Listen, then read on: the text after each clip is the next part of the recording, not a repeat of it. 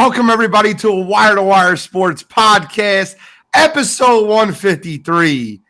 I'm your host, the NFL genius, Gene Walzak, and in my upper left corner, I got Kent State's own, Cleveland's own, College Cottrell. What's going on, everybody? What's popping, bro? Brand new whip just hopped in. In the upper right corner, I got Scholastic Shally, Uncle Shally, picking up Superdog points, picking up W's in NCAA, starting the NFL season with a 2-1 record. I got to catch up to him. I got to change my damn name. I'm the NFL dumbass at this point. 0-3 week one. That's okay. What's popping, Shally? How you feeling? I like the early lead, but I want to be cautiously optimistic for the rest of the year. NCAA, I feel good about as always, but NFL, this could be a fluke, so we'll see what happens. I wouldn't call it a fluke. I will say this, though. I'm not going to lie to you. I have to stop allowing my hate, my inner hate to make my decisions for me. That's got to stop happening. I did that this past week. I hate the 49ers. I hate Desmond Ridder, and I hate Josh McDaniels. Picked against all three, and I went 0-3. I got to stop doing it. I'm not going to do it this week. I got 3 picks. I'm fired up. I'm ready for it. But we'll get into that. By the way, we actually going to get in that early because we're starting with NFL tonight. NCAA at second base. We're going to knock them in with some MLB action. And then as we steal home, we'll steal home with how Israel Adesanya got the belt stolen from him from Sean Strickland. I'm ready to get going. Let's recap week one, the NFL season, the biggest news of the week. I want to start with Monday Night Football. 4 plays in. Yo, I watched that game. I had the game turned on, the volume up. Aaron Rodgers running out with the American flag on 9/11. Jets football. Like, I'm fired up, ready to go.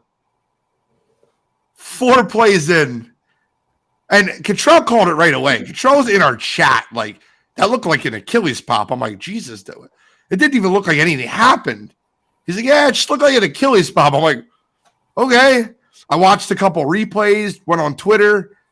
Achilles tear. Cottrell was the first one to say it. Ryan Clark called it his ankle breaking right away, and that was incorrect, and then he switched it to an Achilles tear. But Aaron Rodgers season over, 4 plays in. Before I continue there, so everyone's like, I think the Jets are going to win. Aaron Rodgers, 9/11.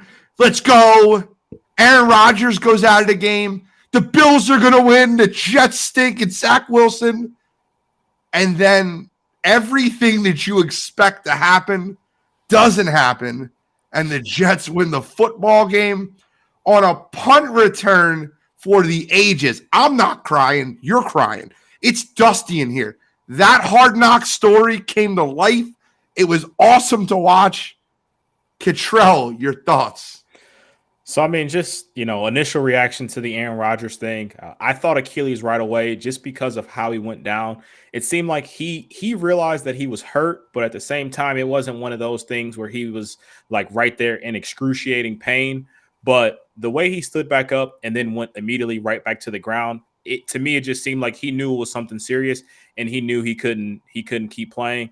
And immediately right away, I just thought, that's something with your Achilles. Because if you break your ankle, you're screaming because, just that pain of just the initial shock of it. But with the Achilles tear, we've seen it with other guys. We even saw it, in J.K. Dobbins, even this past weekend where, it happens, something's not right. But for whatever reason, you're just not in that excruciating pain where you're showcasing it. But Aaron knew something was wrong right away. And then seeing the replays, of course, you could see the vibrations in the back of his leg. Now, what I will say for the Jets, though, definitely want to give them credit. That defense stepped up. We knew that was going to be the heart of that team. It's great getting Aaron Rodgers, but that defense, you knew all the talent that was there. They showed how great it was last year. And so they stepped up. Getting 3 interceptions on Josh Allen is definitely big. And you got to give all the credit to Xavier Gibson as well. You mentioned the Hard Knock story. I was rooting for him. For my own personal reasons, I had the Jets defense and special teams going in my fantasy league.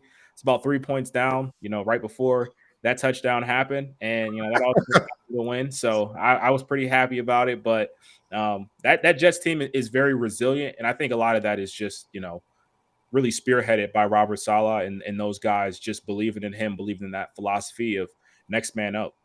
I'm telling you right now, if Nick Sirianni was not the coach of the Philadelphia Eagles, I'd be fighting, clawing tooth and nail for Robert Saleh. I love him as a head coach. I'll say this, right? The Jets would have won the Super Bowl if Aaron Rodgers didn't pop his. I'm telling you, after watching that game, after watching the things the Jets would have won the Super Bowl. That defense with Aaron Rodgers, they would have won the Super Bowl. It drives me nuts. Let me go to comments real quick. I'm going to go right to Shally right after these comments. They're too good. Kyle Edwards said, it's wild the timing of it, almost to the day when Testaverde hurt his Achilles back in 99. And then the second comment said, Josh Allen just threw another interception. Breaking news. Josh Allen threw another interception. Shally, your thoughts on Monday Night Football? Aaron Rodgers and everything that happened. I'm telling you right now, I came away from that game thinking the Jets would have won the Super Bowl if he didn't pop his Achilles. I don't know if I'm going quite that far yet. I mean, I think it was a clear example of they were at least going to be in the conversation like all three of us thought they were going to be. I agree with you with the Saleh stuff. I've said that before. I'm a Sirianni guy, but if we didn't have him, he would, be head and above anybody else for my first choice to replace Sirianni here.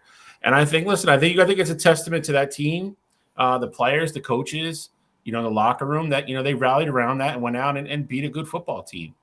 I think the sloppiness of week one and, certain guys not playing during the preseason, stuff like that. I think that helped a little bit for them to stay in that game and win, but it's tough to see. I mean, I'm very outspoken in how I do not like Aaron Rodgers, personally per se, but you never want to see something like that happen. And, I think we all kind of were excited to see how good the Jets were going to be and how they were going to fare in that division against, the Bills and the Dolphins and the Patriots. So I think it was tragic, man. I mean, I really do. I think it was the NFL was kind of in the spotlight there. Like you said, 9/11, you have the New York City team playing, and it sucked, dude. It sucked. You don't want to see anything bad like that happen to anybody, let alone one of the stars of the game. But you got to give the Jets credit, man. Like you said, that defense hung in and played their asses off and kept getting the ball back. And it's kind of crazy the thing in the second half. I mean, if you really look at it, Zach Wilson outplayed Josh Allen. So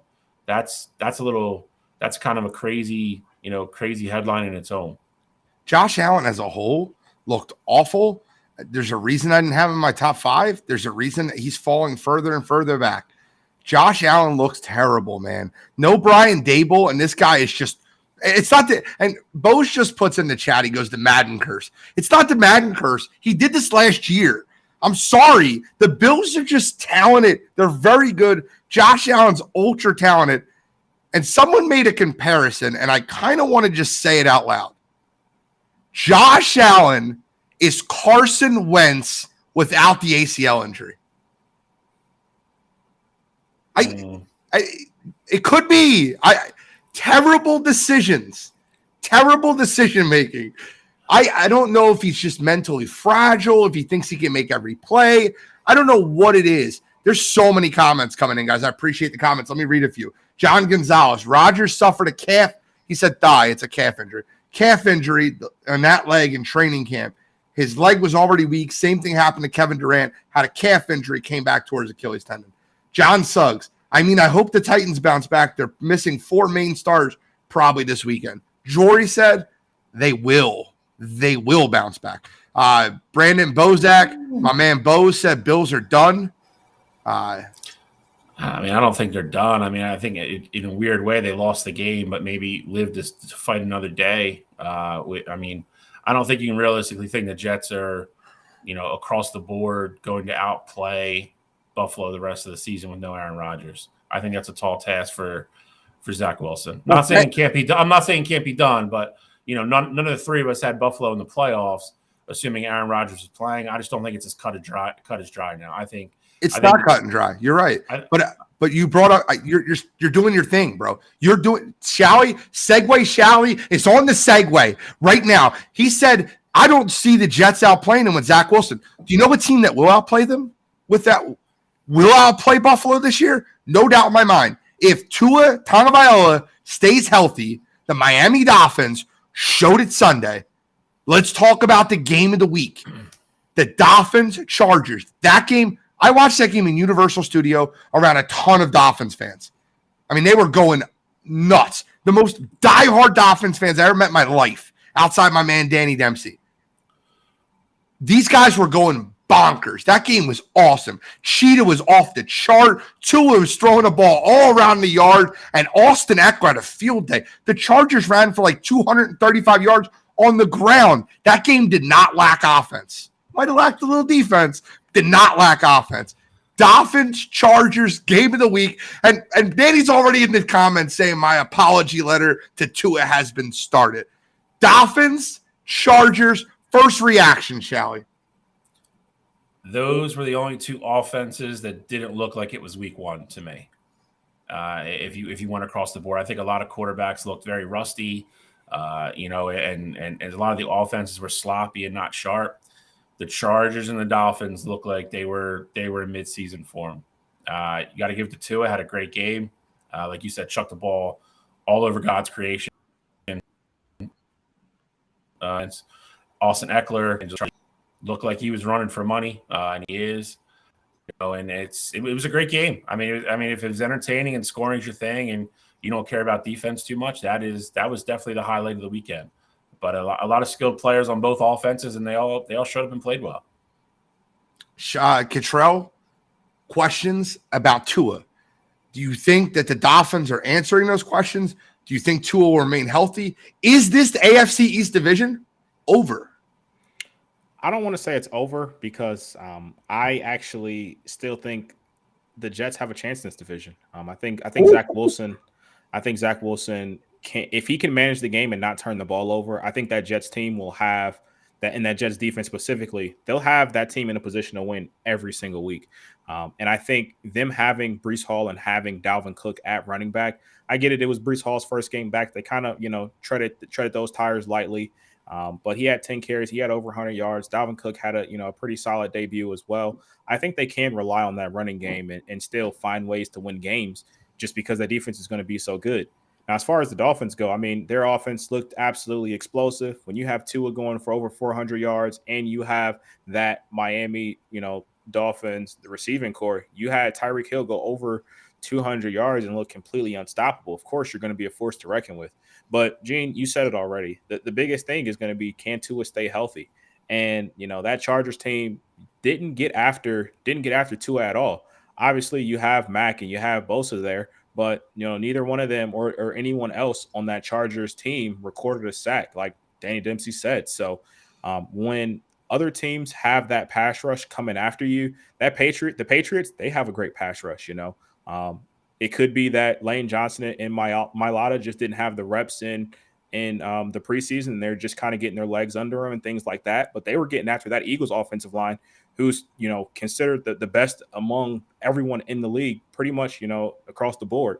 And so you have that D-line. You have the Jets D-line that can get after the passer at all positions across it.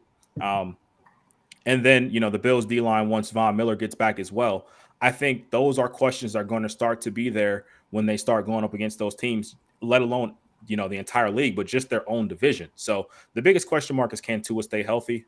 I think he will. But with that said, I don't think this race is over just yet. Don't count out those Jets with Zach Wilson. Well, let's talk about the other side of the ball. The Los Angeles Chargers look great. I'm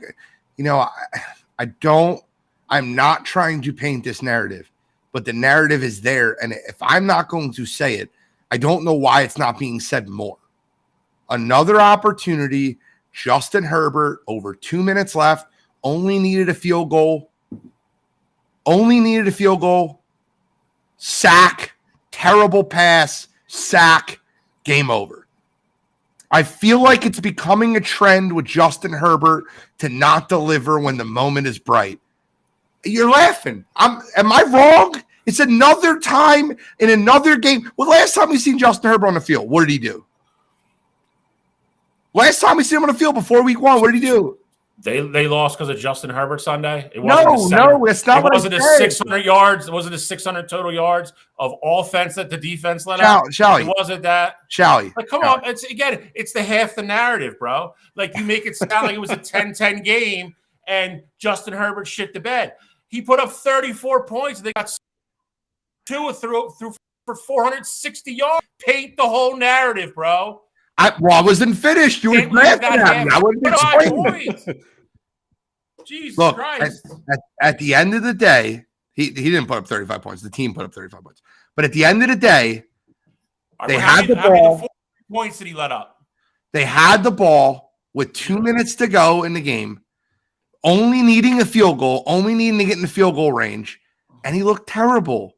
I'm not saying that he looked terrible the whole game. He was fine. He was 23-33, 230, 1 touchdown. I mean, it was fine. He was okay. 23-33 for 229 in a game where your team scores 34 points is not like lighting the world on fire.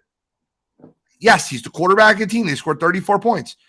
The point I'm trying to make is this. It's not about whether he's talented enough, whether he's good enough. It's about when he has that game-winning drive. Does he have it in him? We're calling this guy elite. He's never won a playoff game. Am I wrong there? No, I mean, but to that same token, I mean, we Josh Allen also gets thrown in that category, and I get it. He has, playoff wins under his belt, but outside of, the 1 year when they took Kansas City to the brink, I think that's what really accelerated him and put him, on that pedestal. Yeah. But outside of that, Josh Allen could be considered that same caliber quarterback. And I get it. Trevor Lawrence as well. I mean, I know this is only, his 3rd year at this point, but he had a good win, that comeback win against the Chargers. But that first half, I mean, had that not happened like that, what would we be saying about Trevor Lawrence as well? So I do think we got to pump the brakes on Justin Herbert just a little bit, but I'm not just going to say, it's yet another point of just Justin Herbert dropping the ball, because as great as that defense looked, the Dolphins defense looked on the final drive, getting after Herbert, things like that. I don't want to put that completely on him. I mean, he definitely held the ball. He did, for sure. But okay, I mean, would you prefer hold the ball or turn the ball over? He did turn the ball over. Ew. He did turn the ball over. What do you mean? 4th and 17. The game was over. He did. That's a turnover on downs, right? I mean, I get that, but I'm saying, would you rather him turn the ball? I'm talking about 1st, 2nd, and 3rd down, like make a bad decision, or hold on to the ball a little bit more. Look, I don't dislike Justin Herbert. I don't. I just feel like what we're doing right now is we are looking at him and it's like a really shiny toy, right? He's got the arm. He looks great. The eye test, he passes it in every way. My question is, and I'm not a Herbert hater. Stop in the comments, the Herbert hater. I'm not a Herbert hater. I'm telling you. Just like Brock Purdy. No, it's not just like Brock Purdy. You borderline talk about him more negative than you do Brock Purdy. But first of all, Brock Purdy, and I'll get into that in a minute because we're going to talk about that next. Justin Herbert is in a situation where we are calling him a top 5 quarterback on most people's list, and he's never won a playoff game. And every time there's been a situation where he can win a big game, he just doesn't do it. Is that not on him? Is that not on him to go down there and get a field goal? Is he on your top 5 list, Shally? Is he a top 5 quarterback to you? Yep. Okay, so is that not on it? Do you not want your top 5 quarterback to be able to bring you down and get a field goal versus a defense that gave up 795 yards? I'm joking. But the defense gave up yardage all day? It was almost 600, though. That's the real number. I mean, let's paint the whole picture. We were talking about sacks. How many times did Tua get sacked on Sunday? 0. How many times did Herbert get sacked? 3. Twice on the final drive. Yes. So, cool. So, we're going to put all that on him. They ran the ball 40 freaking times. So you're talking about the Chargers. Yeah. Yes. So that was obvious. So there's obviously a game plan. It's just like if they would have played every other team in the NFL on Sunday, they would have lost one game. They would have lost to the Cowboys. That's it. They would have beat everybody else.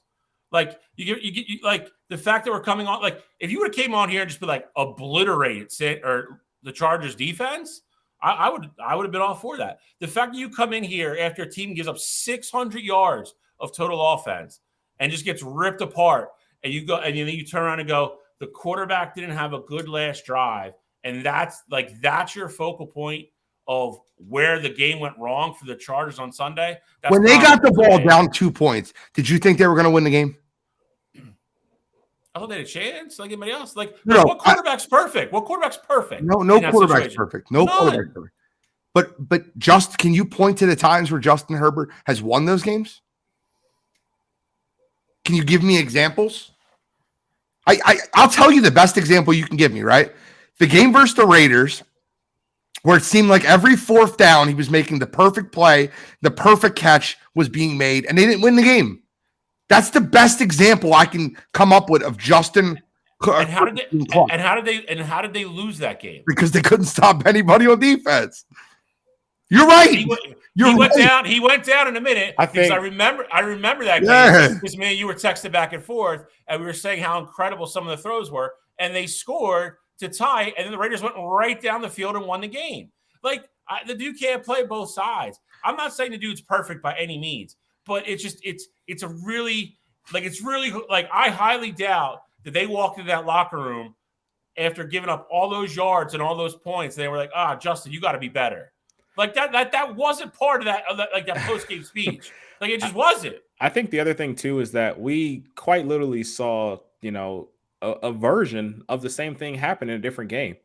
The greatest quarterback on earth right now, Patrick Mahomes, had the opportunity to lead his team down and kick a field goal. Totally different scenario on the prime time game. He was down totally different scenario. Why different? Because you tell me what was wrong with that drive, Control. You tell me. We watched the game. Don't lie to yourself. Fine, we'll move right into the Chiefs Lions. Hey, Look, you talk about sacks. I could bring up drop passes. I mean, hey, it's at the end of the day, the quarterback didn't get the job done and they lost the game. I'm just saying we're not going to talk about it the same way that we're talking about this. And I understand it.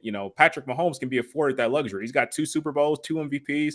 I 100% get it. But I don't want to just act like Herbert had a bad game. If you want to say he's not clutch, I'm okay with it. I didn't say he didn't. I didn't say he had a bad game. I never said he had a bad game. Clutch, that's fine. But I mean, would you say Herbert's clutch? I wouldn't throw him in that category. No. Would you say he's clutch? I wouldn't throw him in the category. Okay. That's all I'm saying. I'm not saying he's not a good quarterback. He's going to be a great quarterback. I just think he needs a new head coach to be able to help him design what's going to happen with the Chargers going forward. He's already got a contract. I think the coach is the problem. And we've seen how much a coach can help. 100%. Take that jump. And I get it. Staley's not as bad as Meyer. I can't believe that you just put that on Pat Mahomes. I didn't put it on him. I'm just saying. Dropped the ball right in the guy's hands in field goal range. Like it hit him here. Right here. I didn't put it on Pat. I'm just saying, there's other plays before that. You can throw to other people. It's a lot that goes into it. I'm just saying. John Gonzalez asked the question I want to ask the panel. So if you put Herbert on the current Jets, do they have a shot at winning the Super Bowl? Absolutely. Let me change it. Do they win the Super Bowl? Why you say I'm changing it because I don't like. Did Herbert like steal your girlfriend or something? No. Listen to what I said. I said he said, "Do they have a shot at winning the Super Bowl?" I think that's 100%. A silly question. I think that's a silly question. I think they definitely have a shot. I'm now going to ask: would they win the Super Bowl? Would they be your pick? Microphone. It's going to you. Would they be your pick if Herbert was the quarterback of the current Jets? Would they be your pick to win the Super Bowl? Yes. Yeah, same. I agree. They would be my pick. All right. So maybe it's not a Justin Herbert problem. Maybe it's not. All right. Well, we got another game to talk about. I only want to bring this game up. It's not a notable game. It was 30-7. I only want to bring this game up because I said it Monday. I'll say it again. I couldn't be more wrong about what Brock Purdy has become.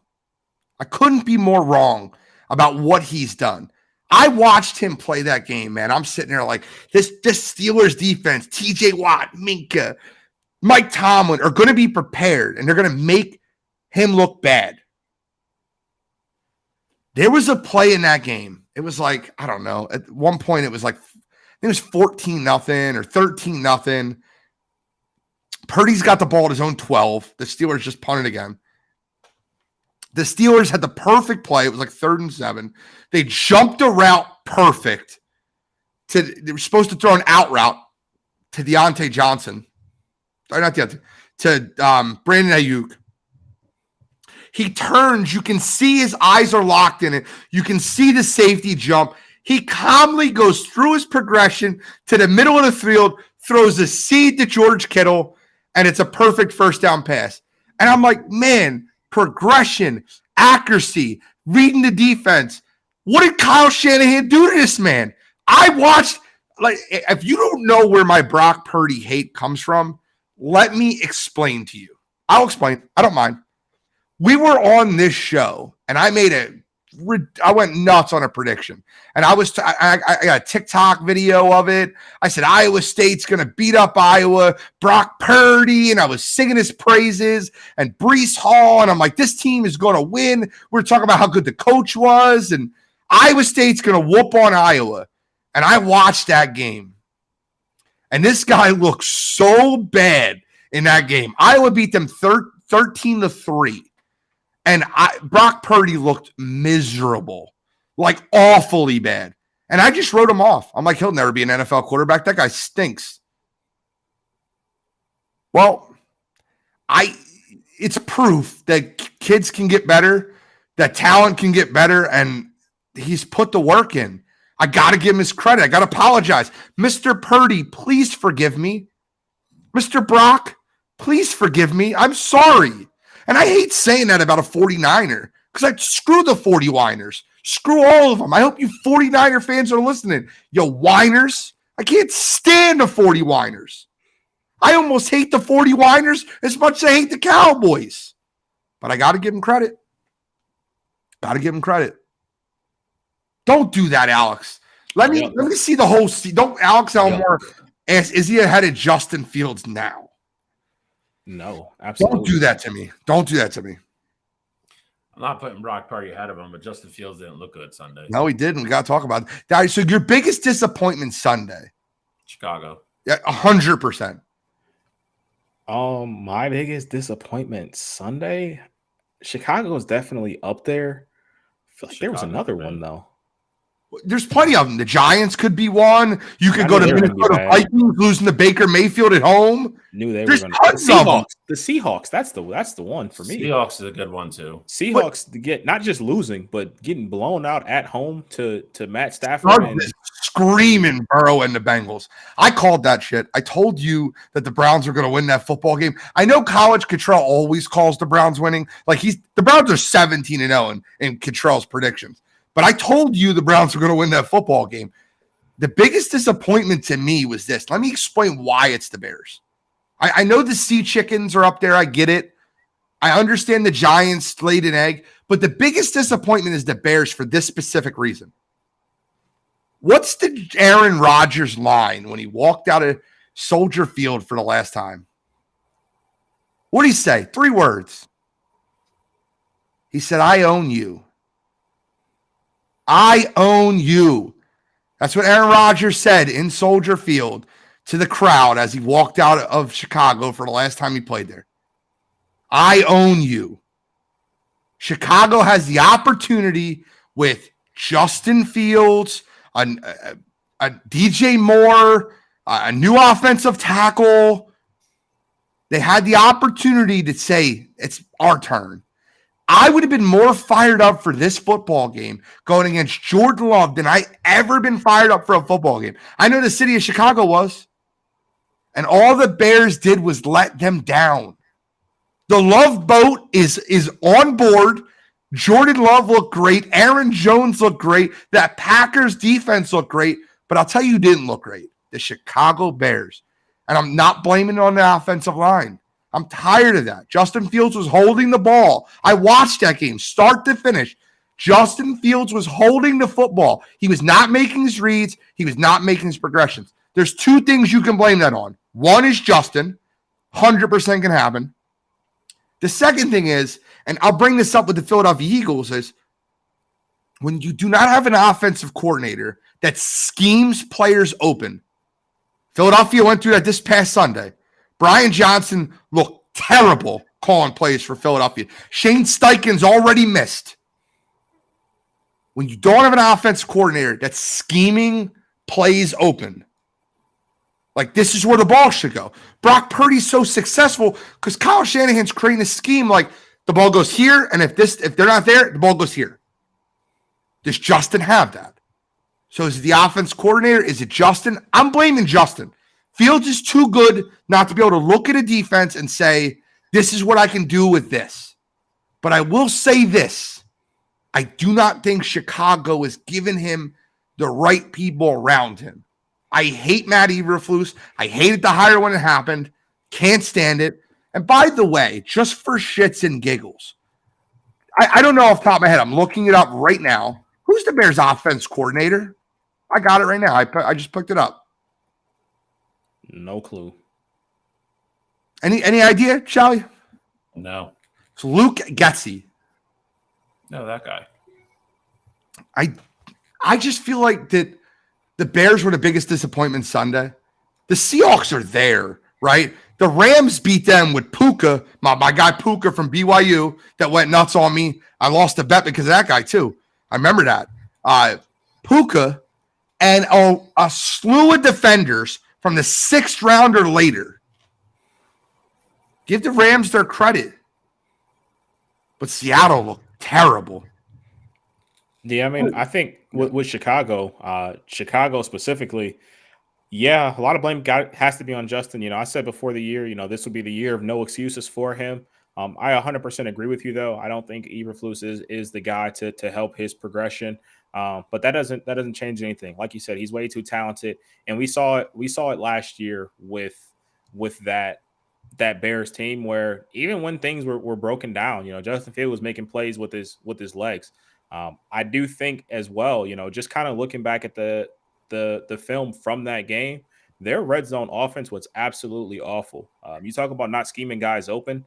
It didn't even seem like they were running route concepts. It almost just seemed like they told guys to go out there and say, hey, run to an open spot. I mean, they had stuff that didn't even make sense. It was like, hey, they're in cover 2. You're not running anything to beat a cover 2 defense. It's like you're just running things just because it's in your playbook. So definitely have to put some of the blame there on Chicago and their coaching staff, but I just think Justin's too talented. They went out and got DJ Moore. DJ Moore only had 2 targets, and they were in the same drive. And so I think you got to find ways to get your playmakers the ball. And again, I think for Justin specifically, if he's out there and something just doesn't seem right, and something's not going to work, at the end of the day, you're the quarterback. You have the ability to check some calls. So I do want to put a lot of blame on Justin, but I also think he's not in a great position right now with the coaching staff.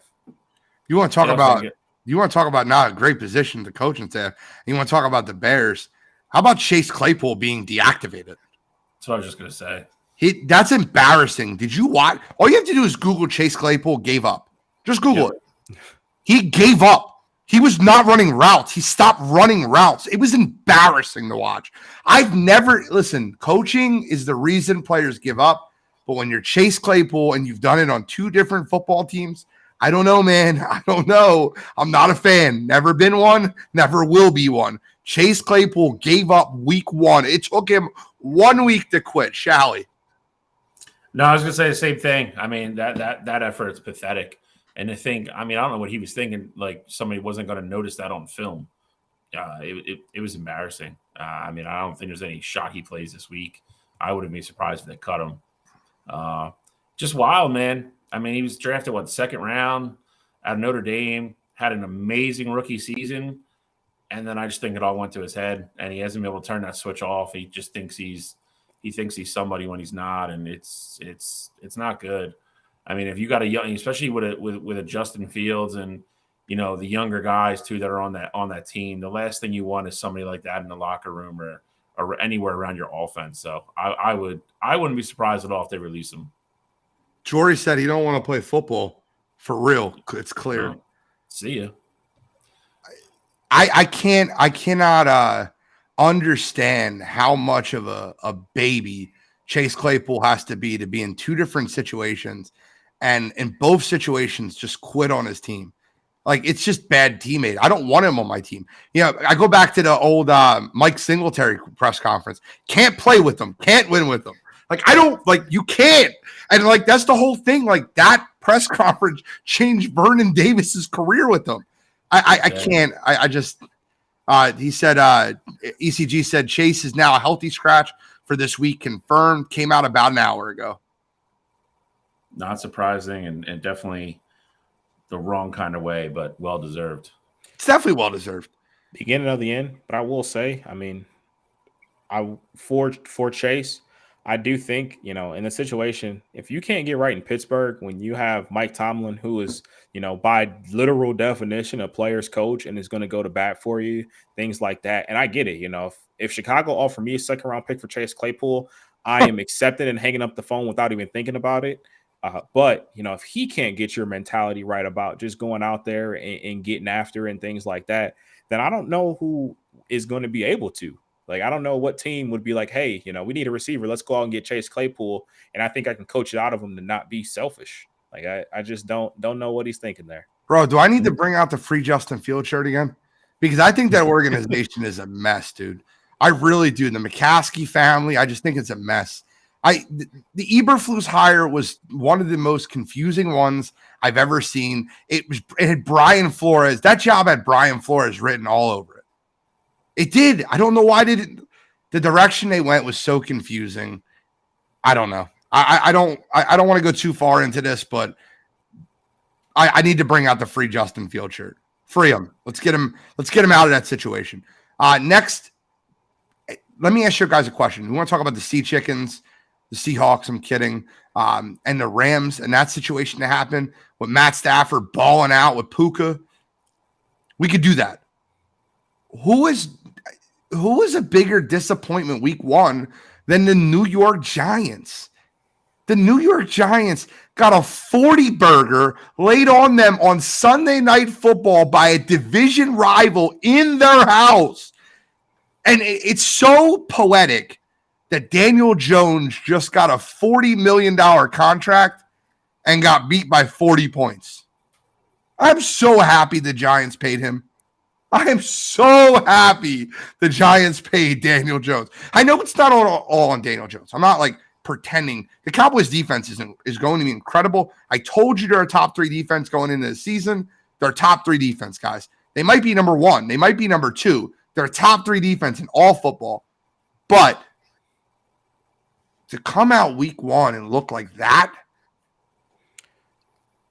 I mean, for me, I was going to say, the thing is that, Gene, we were on the same page with this before the season started.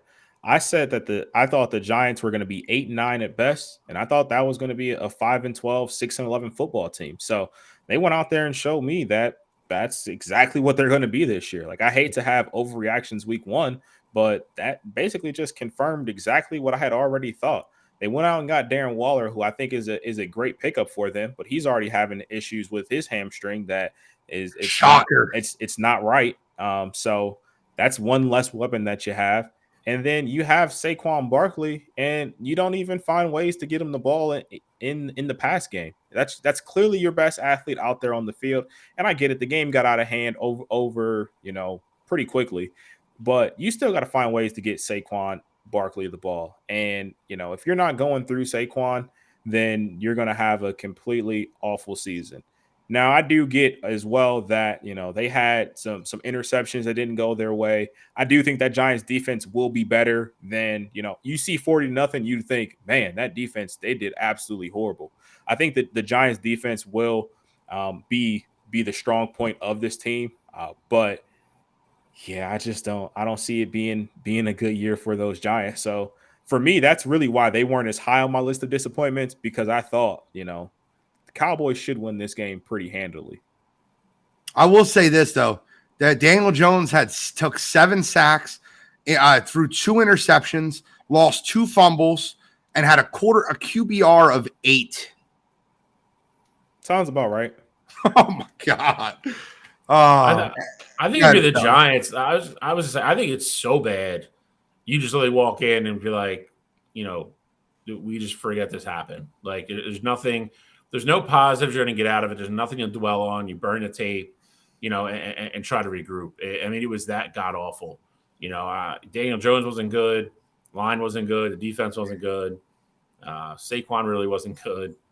There's no positives there. Special teams wasn't good. No, that's what I mean. Like as a whole, that is literally about as bad as an NFL team could play. Graham Gano got 1 kick blocked, missed the other one. It was terrible. You literally just walk in and be like, we're starting over tomorrow. Like, this is, it's not a mulligan because it definitely counts, but our season starts next Sunday. We're not going to dwell on this game. Like, we get back to the drawing board, come up with a better game plan, and move on. I don't think they can play any worse. I think the other thing too is that first drive, the Giants were moving the ball pretty well, and getting that field goal blocked, and just Dallas taking advantage of that and scoring off of it and things like that. It almost seemed like that just deflated that team, and so that worries me. If I'm a Giants fan, not only does that worry me because that's a division rival and it's a home game, first game of the year, but when you get in sticky situations like that, you face a little bit of adversity, how is that team going to respond? Like, are they just going to roll over every single time there's any adversity thrown their way? Because I guarantee you, if you go out there and you have Daniel Jones leading that offense and you want him to go put up 250, 300 yards a game, you're going to get put in these situations all the time. So you better get used to battling adversity, because this first game proved that, you're not going to handle that too well. I will say this, though, and you said that I watched the game. The Giants were moving the ball, yes, but it wasn't sustainable move. So, I just brought the play chart just for fun. Saquon Barkley, 5-yard run. Daniel Jones scrambled for 8 yards and then got a 15-yard unnecessary roughness on top of that. Daniel Jones passed to Saquon Barkley for no gain. Saquon Barkley for 9 yards. Saquon Barkley for 5 yards. Matt Breida for 6 yards. Daniel Jones scrambled for 11 yards. Saquon Barkley for no gain. Daniel Jones scrambled for 8 yards. These are all passing plays where he couldn't throw the ball and he ran. Then they took a false start penalty. Then they fumbled a snap, and then they got the blocked field goal. So, yeah, they moved the ball, but broken down plays in which he was scrambling a lot. And then the second drive is incomplete, 10-yard sack punt. The third drive was pick 6. So, yeah, the first drive, they moved the ball, but it wasn't – you can tell when a drive and a team is moving the ball sustainable, right? When you watch the Super Bowl, when Odell Beckham Jr. got hurt, when the Rams won the Super Bowl over the Bengals, the Rams were not moving the ball sustainably. They were just throwing the ball to Cooper Kupp, and Cooper Kupp was incredible. He was best player on the field by far. But everybody in the whole world knew Matt Stafford was throwing the ball to Cooper Kupp. It became non-sustainable. That's why the Bengals had so much success in the second half of that game. When I look at that Giants first drive, it wasn't sustainable. And, Dallas just absolutely had their way with them. Was Dable right to was Dable right to keep Jones in, keep getting his ass kicked? Yes, he was. You paid him $40 million. Paid him $40 million, and you want to see what he's made of too. And it's I think somebody just put there's no leaders there. Daniel Dempsey. I don't necessarily disagree because I don't think I want to say Saquon's not a leader. He's not a vocal guy though. Saquon's gonna be more of a lead by example type guy. And if you're the quarterback, I mean, you kind of have to be a leader of your offense on the field. You got to be the vocal guy. You got to be the guy that people want to go to battle with. And I don't know if that's the case in New York. I would say the first quarter this upcoming weekend is going to be very interesting for that Giants team. I'd be very curious to see what they look like. Yeah. Well, they're playing Arizona. I do disagree, though, that he should have kept Daniel Jones in. I think to your point, you gave him $40 million. The game was clearly out of hand. There is no, 40-point play in your playbook. I get it. You want to see what he's made of, things like that. But going out there and getting absolutely abused, I mean, every single play, the Giants are going back there and they're going to be dropping back to pass. And the Cowboys have, one of the best pass rushes in the entire league. So they literally get to just pin their ears back and go after the quarterback and not have to worry about the run. And you saw it pretty much every play. That's why he got sacked 7 times. So I don't think you keep your franchise quarterback in at that point in the game when it's clearly over. You even saw it in the Browns game. They pulled Joe Burrow with about 6 minutes left, and that game was only 24-3. And Joe Burrow didn't play in the preseason. Now I get it's a little bit different because Burrow had the injury in the preseason, but you gotta know when to hold them, know when to fold them, and know when to walk away. And I think Brian Daboll did a bad job there. I like that. That was nice. That was nice. Let's get into a preview we're 48 minutes in doing recap. Let's get into a preview of week 2. We'll talk about a couple games this week. Let's talk about the Thursday night game. Philadelphia Eagles are at home. They're going to play against the Minnesota Vikings, who are coming on the road after losing week 1 to a Tampa Bay team that they should never have lost to. Never have lost to. Is this a bad spot for the Philadelphia Eagles? Let me just make something very clear before we get into the game, and I'll get to you guys, I promise. The Philadelphia Eagles offensively will struggle the first 6 weeks of the season. Let me repeat that. I said this a month ago. I said this 2 months ago. The Philadelphia Eagles offensively will struggle for the first month and a half of the season. Now you lose James Bradbury, Nakobe Dean, Reed Blankenship. 3 defensive starters are already out after week 1. Jalen Hurts didn't look great week 1 versus New England. Granted, it was a downpour. It was a monsoon for the first half. But Mac Jones didn't seem to have a problem with that in the second half. Where the Philadelphia Eagles offense did not look like they were scheming players open. It looked all, and Jalen Hurts took a lot of hits that I don't want to see my quarterback taking. Like last year, Jalen Hurts was getting down. He was getting out of the way of those hits in the beginning of the season. It looked like he wasn't taking the brunt of the hits. Versus New England, he was getting beat up, man. That offensive line didn't look great. He didn't have much time back there. It looked bad. Their offense looked bad. Them opening up as a 7.5-point favorite over Minnesota is wild to me. I don't agree with that. I think Justin Jefferson has been waiting for this game ever since Darius Slay owned him and all the talk that happened after the game when they played last year, week 2. This is not a situation for Philadelphia to walk in and take lightly. I think this is a really gettable spot for Minnesota. I believe it. Shally, you're a fellow Eagles fan. Do you think the Philadelphia Eagles are walking into this game? Are you confident that they win the game Thursday night? I'm confident they win. I don't know if they cover. But that being said, I think Minnesota looks like they're going to be missing a starter or 2 on defense, plus their starting centers out. Should give the guys in the middle of the defensive line, Jalen Carter and Jordan Davis, they should be able to eat all night there. And honestly, Minnesota didn't look good either. I mean, so I don't know what kind of confidence Minnesota would have walking in here that they're going to beat us either. They look terrible against the Tampa Bay team, like you said, that they should stomp at home. Jalen Hurts, I'm not going to say he didn't look great. He didn't look good. I'm not going to give him as much credit as you did. I'm not going to blame it on the weather because, like you said, Mac Jones had no problem throwing the ball. I think they looked great the first drive. They went right down the field, running the ball. And then, I have to agree with you with what you said earlier. I feel like after that, when he had to call, plays on the fly and kind of adjust the tempo and the game situation, I don't think he called a good game. I think the offense looked really stagnant. Offensive line did not play great, and on top of that, New England does have a good defense. I mean, so you got to give credit where it's due there. They weren't playing against a bad defense by any means. That being said, it is week 1. I am going to do what, go against what I normally don't do, and that is chill out a little bit. This is the problem you have when guys don't play preseason.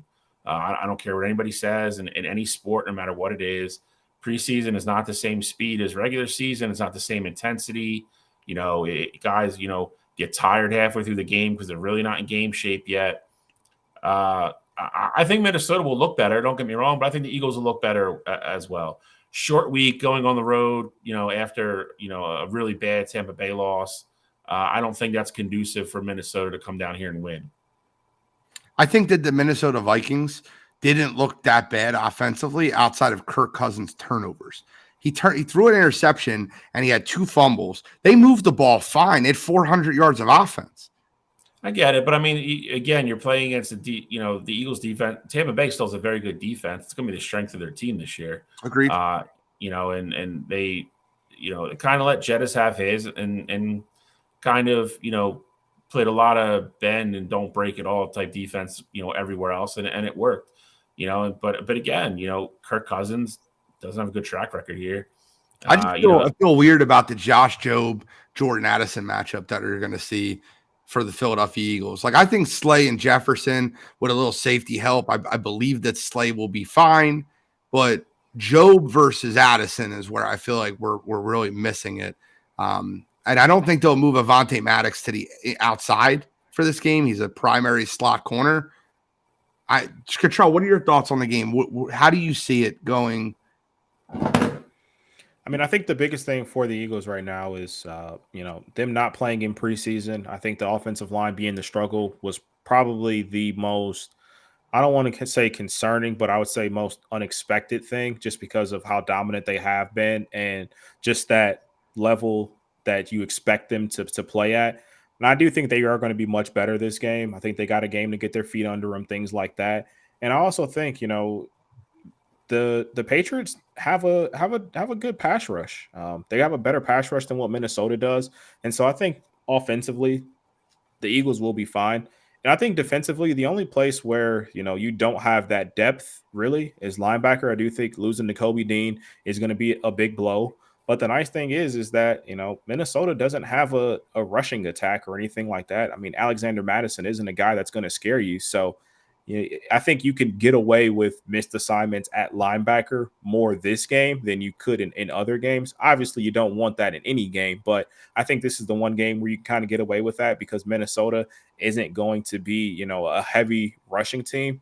Now, I know Bradbury's not going to be there, but I think you guys are pretty deep at corner. You talk about Jobe and, being uneasy there with that matchup against Addison. I think, just with that Eagles team as a whole, if you have to kind of get creative, you throw Keely out there, you throw Eli Ricks out there. I just think those guys will have confidence in that game. And I think Kirk's going to struggle. It's another primetime game. He's got to go play the Eagles. I'm pretty confident the Eagles are going to go in there. 7.5-point spread doesn't scare me at all. I like the Eagles, and I like them to cover. Well, the Eagles signed Nicholas Morrow and put Nakobe Dean on IR today. So he'll be out for minimum 3 weeks. So that'll be interesting to see how that plays out. But, let's get into another game this week. Are you picking this game, Shally? The Eagles game? Yes. No. Okay, I'm not either. I think the Eagles win this game 24-21. I was going to say 20, like 21-17, somewhere in there. I hate Thursday night games. I think the only promising thing is for me, Gainwell doesn't look like he's going to play. I think you get a lot. He's already rolled out. Yeah, I think you get a lot of DeAndre Swift tomorrow night. I really do. I think you're going to get a healthy dose of him, and I think it's going to kind of be his breakout game at home in front of those fans. And I think the Eagles take care of business. I'll go 27-17 Eagles. I would like that. Give me a little bit of breathing room. Next game on the docket, we got – hang on. Let me pull it up real quick. Sorry. I'm getting from my notes to the docket. Next game on the docket, we got the Bengals and the Baltimore Ravens. Lamar Jackson, he looked bad week 1 versus Houston. That Houston defense looked very good. They look Rhymes. Listen, I think that Houston defense is going to be scary good in a few years. I love Will Anderson Jr. I love D'Amico Ryans, Derek Stingley. Like, they have a team over there, man. But Lamar Jackson, Joe Burrow. We don't talk about a team that looked terrible. We didn't talk about the Bengals looking awful. The Cleveland Browns annihilated them. That was embarrassing. And that was embarrassing on every ounce of it. Look, I'll tell you right now, the Cleveland Browns defense looked great. Jim Schwartz's scheme looked awesome. Joe Burrow looked terrible. Looked like he needed some more preseason work. I understand that he was been hurt. It's look like he's still trying to catch up. But I don't want to take anything away when Myles Garrett's dribbling a ball, invisible ball in between his legs, and just destroying your offensive line. I felt bad for Joe. I felt bad for the Bengals, but the Browns looked great. What do you think happens week 2? Two teams, in my opinion, rather disappointing. One team came out with a win. One team came out with a loss. Obviously, the Bengals way more disappointing than the Ravens. Who do you got in this one? Bengals are a 3.5-point favorite in this one. Is Vegas trying to tell you something? I don't know. Shally, who do you think in this one? What do you like? Bengals, Ravens. I mean, I think Baltimore looked good, but again, I mean, it's they're going to come in. They're banged up already. Lost their starting running back in J.K. Dobbins, which he's got to be on the short list of maybe one of the unluckiest players in the history of the NFL. It's just crazy at this point. The Bengals, I feel like, are in kind of the situation as the Giants. I don't know if you can play much worse. I think you have to give the Browns credit. I think they came out with, a good scheme right off the bat. Like you said, Jim Schwartz and that defense seemed to respond really well to it. And they just bullied the Bengals around all game. Joe Burrow looked terrible. It's tough. Like week 1 in the NFL is almost becoming, I don't want to say it's becoming unwatchable because it's opening weekend and everybody wants to watch football, but it's really across the board. It's not good football. It's not. I mean, you can say what you want. If you want to be honest about it and unbiased about it, you had a couple teams here and there look good, look like they, that they were ready to go. But, this none of these starters playing in the preseason anymore is making week 1 kind of blah. It just, I don't know. I mean, obviously we all know the Bengals are a better football team than what they showed last week. But Cleveland was just better. Cleveland looked like they were ready to start the season. Cincinnati didn't. I don't think Joe Burrow plays that bad at home. In Baltimore, I think it's got to change a couple things offensively, and they got a little bit lucky playing Houston opening week because it's I don't care what you say. As good as the defense is, Houston's offense is terrible. So, they kind of got a warm up game to kind of ease into this. But that being said, like you said, Lamar Jackson didn't look good by any means. Texans are going to be. I will tell you this. I would say Texans steal a game from somebody at the end of the year that really needs it. Towards the end of the season, they probably wreck somebody's playoff hopes. I can't wait to see what DeMeco Ryans does to Anthony Richardson. I think they're gonna feast on him. The problem is, I think CJ Stroud looks lost. The guy looks lost back there. Said it. He looks like a rookie quarterback, and listen, I give them credit, and I'll even give CJ Stroud credit. I mean, he's going to go through his growing pains this year. He's going to go out there. He's going to look awful. His numbers are not going to be good. Like they're probably going to be really, really bad by the end of the season. In terms of turnovers and completion percentage and all that good things. But listen, like you said, it's a young team, and they have a great head coach. They have a great head coach that's going to turn that team around, and that's what they needed there. They needed somebody to come in there and change the culture. You already saw it on the defensive side. They'll figure out the offense once CJ Stroud gets his feet underneath them, and they'll be better. So, I think the Indy game, the Texas game is a snooze fest. I don't know what the over-under is, but take the under. Pretty sure 39. Oh, God, take the under. I literally could see that being like 13-6.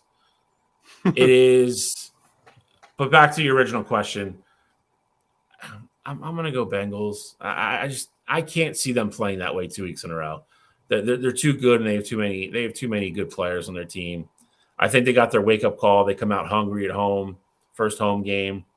How about the Monken offense? He said the Monken offense didn't look that different. It did look different. They spread everybody out, and they still look bad. I don't understand why we think Todd Monken spreading everyone out and making the offense much like Lamar Jackson played at Louisville is the answer in the NFL. He has proven to you time and time again, throwing the ball over the middle is his strength. Throwing the ball outside the numbers is not his strength. I don't know Yeah, why spreading the offense out and creating space helps an inaccurate quarterback. Well, it's inaccurate, and the reads have to be even faster. But the biggest issue with that offense is in the NFL, everybody's faster. When you're playing it in college, the defenses can't cover the ground quick enough, and if you have bigger windows to throw the ball, you have more time to throw the ball. You don't have it in the NFL. Everybody's fast in the NFL because we've seen Lamar Jackson how he is with Mark Andrews. He's great over the middle. He has no problem. It's just really he's almost backwards if you're being honest. A lot of quarterbacks throw the ball well outside when they have more space to throw the ball and struggle over the middle with reading, dropping linebackers, linemen, zone blitzes, things of that nature. Lamar Jackson's kind of the opposite. He when the play is directly in front of him, he's okay. Like he excels there. It's when he has to go outside and really read drops and all those and timing patterns, all those things. That's where he really struggles. Yeah. But it's listen.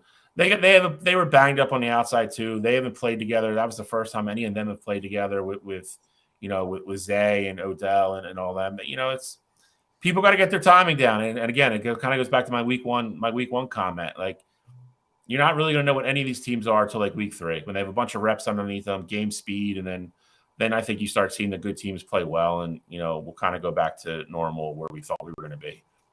Control, what's your thoughts on this one? So, I mean, I have the Bengals winning this one. I told you guys before the year I thought the Ravens were going to be the team to win the division. I think the Ravens are just in a bad spot right now. You talk about their offensive struggles in week 1. I'm 100% with you guys. Lamar got sacked 4 times, and he just didn't look great out there. I think the biggest thing though was that didn't have his favorite target in Mark Andrews. Normally when things get musty, you go back to old reliable, and that guy wasn't out there. You bring up the point of OBJ and Zay Flowers being new there. I thought Zay looked good in his first game, but that chemistry and that cohesion will definitely start to come once Mark Andrews is back out there. But he's still limited. Who knows if he's going to play this week or not? But outside of that, as of today, they have 4 starters not practice. Starting corner and Marlon Humphrey not going. So if that's the case, you're going to have Jamar Chase and T. Higgins going up against your number 2 and number 3 corners all game.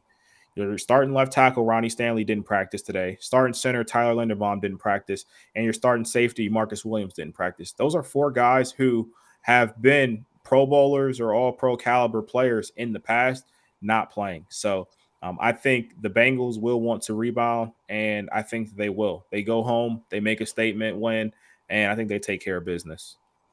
Okay. I got the Bengals also. I think that the Bengals win the game. I think Burrow looks better.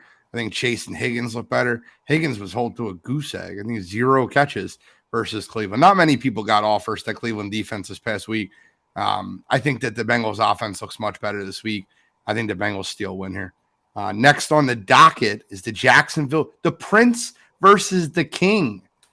Jacksonville Jaguars host the Kansas City Chiefs. Patrick Mahomes. What do you think? Do you think Travis Kelce plays? It's actually looking like he's going to play. How much do you think that matters? I think Patrick Mahomes and the Chiefs go into Jacksonville, win the football game, but I think it's rather close. I think that there's a couple turnovers here and there. I think Kadarius Toney has a big game. I really believe that's going to happen. I think Andy Reid will figure out a way to try to get him more involved. He looked awful last week, and I cannot wait until Cottrell gets into his conversation about him. But I like the Chiefs this week. I like the Chiefs to win this one. I think it'll be 26-23. I like the Chiefs as well. You talk about Travis Kelce being back.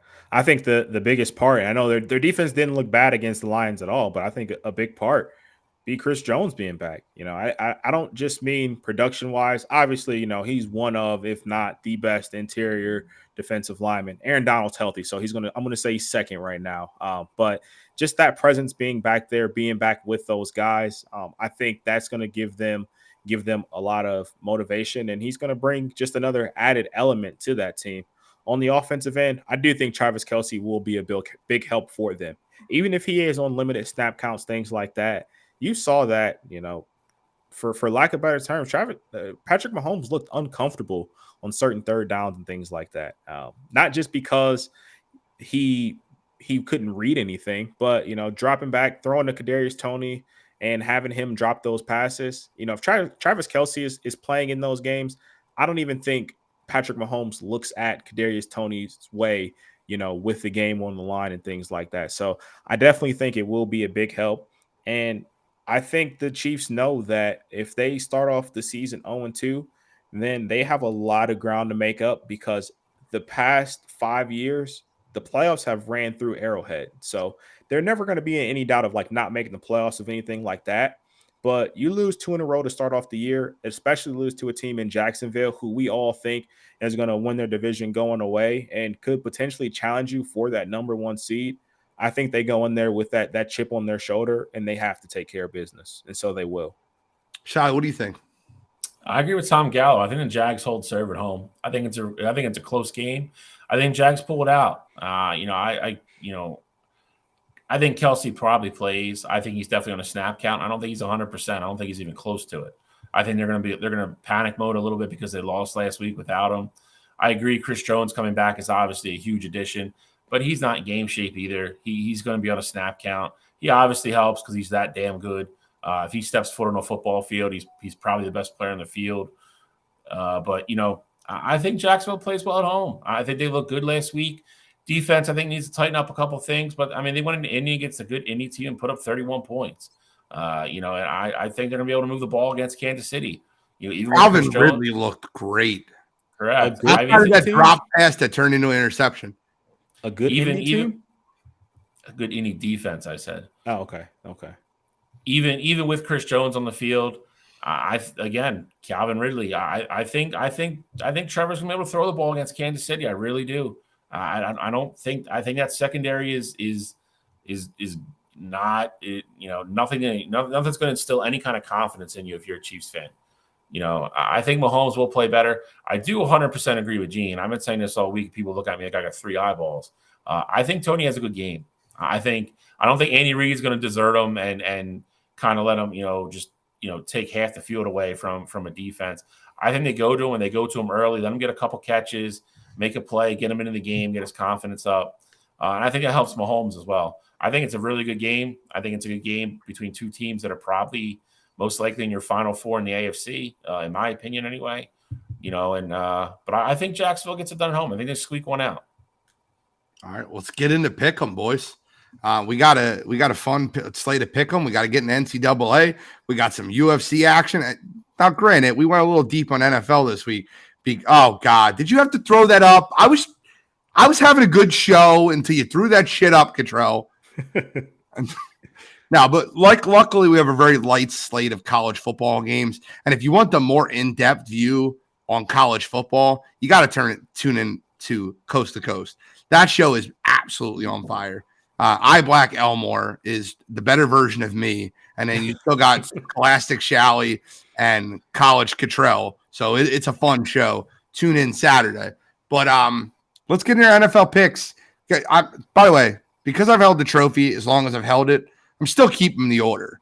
Cottrell, Shally, me. Goodness. Yes. Here, listen to this. Wait, guy. time out. Listen to this guy. Every other week, it's whoever's the best record to go pick the order. And now you're like, oh, I got the trophy. Get a load of this guy. You didn't get a win. Get a load of this guy. 3 straight years, guys. You're going last. Get a load of this guy. Not taking my shine away. It's probably the only time I get to go first the rest of the year. I'm going first. You're going last. All right, that's fine. Oh, struggling a second. That's fine. That's what he wanted anyway. That is what I want. I wanted to go last. All right, now you're going last because I said so, not because you said so.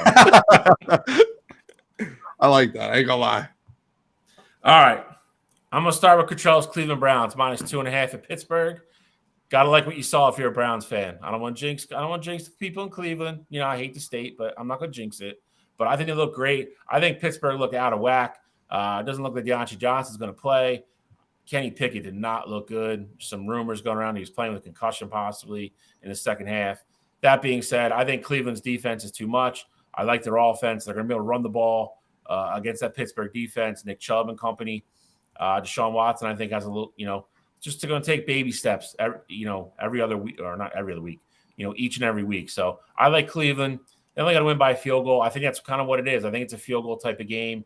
divisional rivals in Pittsburgh. Fortunately, I got the Steelers starting 0-2. I got the Browns starting 2-0. Second, Chicago. Sorry, not the right game. I'm going New Orleans -3 at Carolina. Listen, I know me and Gene, even Cottrell at some point, are big Bryce Young fans. It's going to be a long season in Carolina. I think he had plays where he looked really good and did some really nice things. Chalk is not going to play again. Adam Thielen's going to be your number one. That defense is solid. I just don't know how long they're going to hold up all game. I like New Orleans. They have a very good defense going against the rookie quarterback. I know it's at home, but I like New Orleans -3 on the road. And last but not least, I'm going to take the Sea Chickens +6. I don't think they could play as bad as they did last week. Again, another team that I don't think can afford to start 0-2 with as good as San Francisco looked in that division. I think Detroit looked good in Kansas City.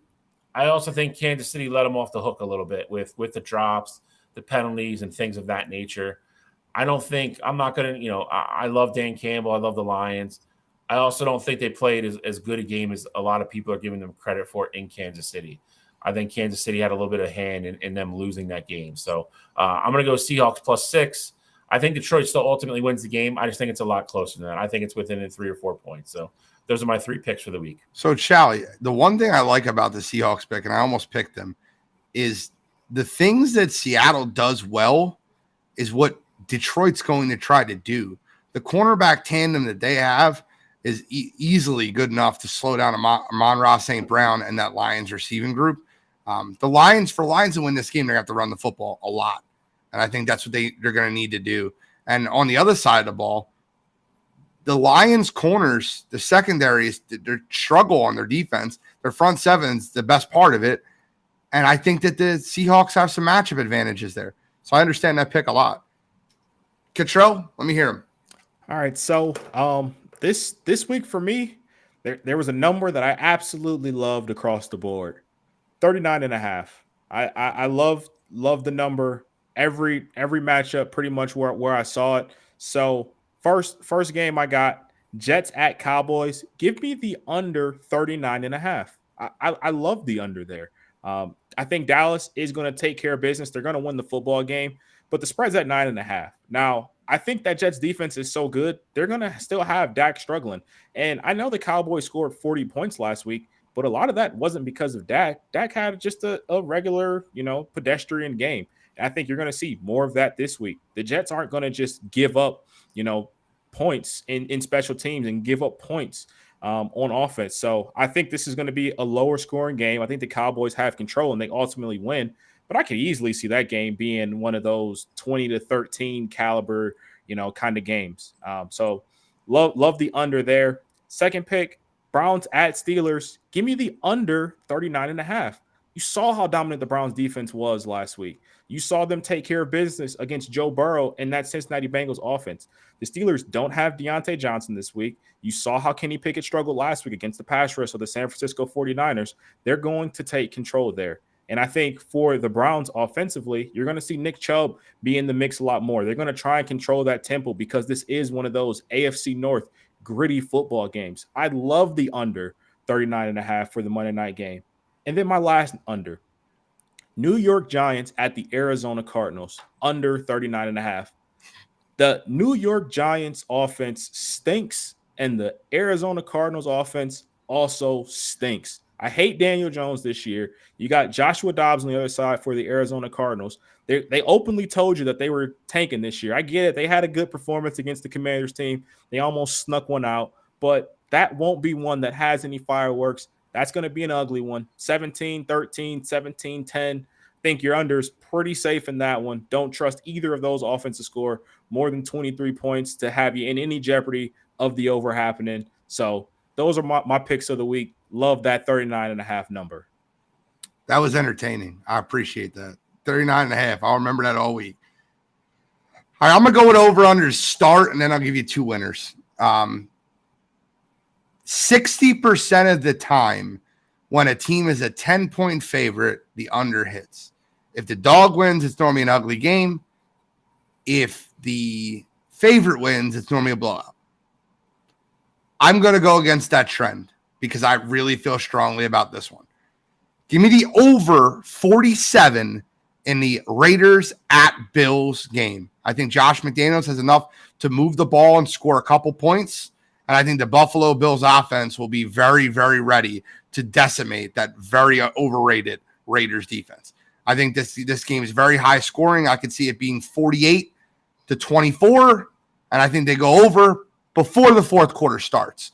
So give me the over 47 Buffalo versus Las Vegas. The next two games, and I'll make this very clear, these are the last two times I will trust these two teams if they fail me this week. I love the Chicago Bears plus 2.5 this week to go into Tampa. I think Baker Mayfield is super overrated with that Tampa Bay Bucks team. I think the Chicago Bears are still underrated. I think they have a good season in them. I think Justin Fields is a good quarterback. 2.5 is a weird number, and they're trying to get you to bet Tampa Bay. That's why they do it 2.5. Oh, they only have to win by a field goal. Give me the Bears plus 2.5. They will win the game outright over Tampa in Tampa. And the last one, the Arizona Cardinals are awful. They are terrible. They almost won on the road at Washington. Washington isn't much better. Sam Howell needs – you talk about rookie quarterbacks. I know he's not a rookie, but he has to get his feet wet underneath him also. And that Broncos defense is very good. So give me the Broncos minus 3.5 for the last time. If it doesn't happen, Broncos country, let's ride. They're my three. Love the Broncos pick. I almost took it, especially because it looks like Jerry Jeudy's on track to play as well. I'll put it to you this way. If the Bears and Broncos, they'll be put on my never bet list if they lose this week. The Pittsburgh Steelers Monday Night Football game drives me nuts, though, because George Pickens is already having issues with Kenny Pickett, the coaching staff. He's complaining. Deontay Johnson's out. It's a recipe for disaster for Pittsburgh. I almost took Cleveland. It just looked too easy, and I didn't want to. When something looks too easy to me, I steer clear of it. I steer clear of the game, but I don't see a way that Cleveland should lose this football game. But it's an AFC North game. Division games kind of get weird, so steer clear. Let's get into college football. We want to recap two games, 100%, maybe 3, but 2 games, 100%. I am enamored. I want everybody. I apologize multiple times for being wrong. I'm wrong a lot, and I apologize for it. Got to give me credit for that. I need every single person that was in the chat. I need every single person that was commenting and the messages I received. Hook 'em horns, baby. The Texas Longhorns beat Alabama outright. I called it. I have Texas in my college football playoff, and I was told I was an idiot. So guess what? Hook 'em. Quinn Ewers, Xavier Worthy. Listen, me and Cottrell have been on Quinn Ewers for a while. I told you the Longhorns were back this year, and I will now release it. I didn't release it before. I did it intentionally. My college football playoff prediction. The Texas Longhorns knock off the Georgia Bulldogs and win the Natty. I'm putting it out there on record now. Quinn Ewers over Georgia. Texas wins the Natty. It's on record. I was called an idiot before. Call me an idiot again. Give me the Longhorns. I want to talk about Texas stopping Jalen Milroe.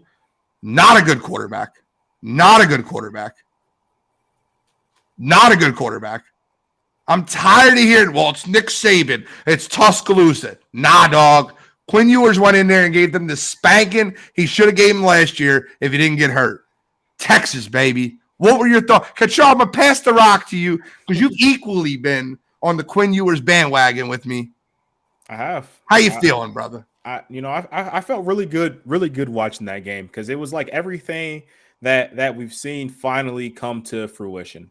We said, last year Texas would have beat them if Quinn didn't get hurt. And we saw what it looked like when he played the full game. And I said it before.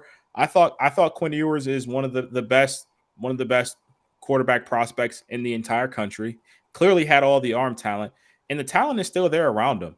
Xavier Worthy is there. I get it, they lost Bijan, but Quinn Ewers was putting the ball wherever he wanted to, and he had no fear.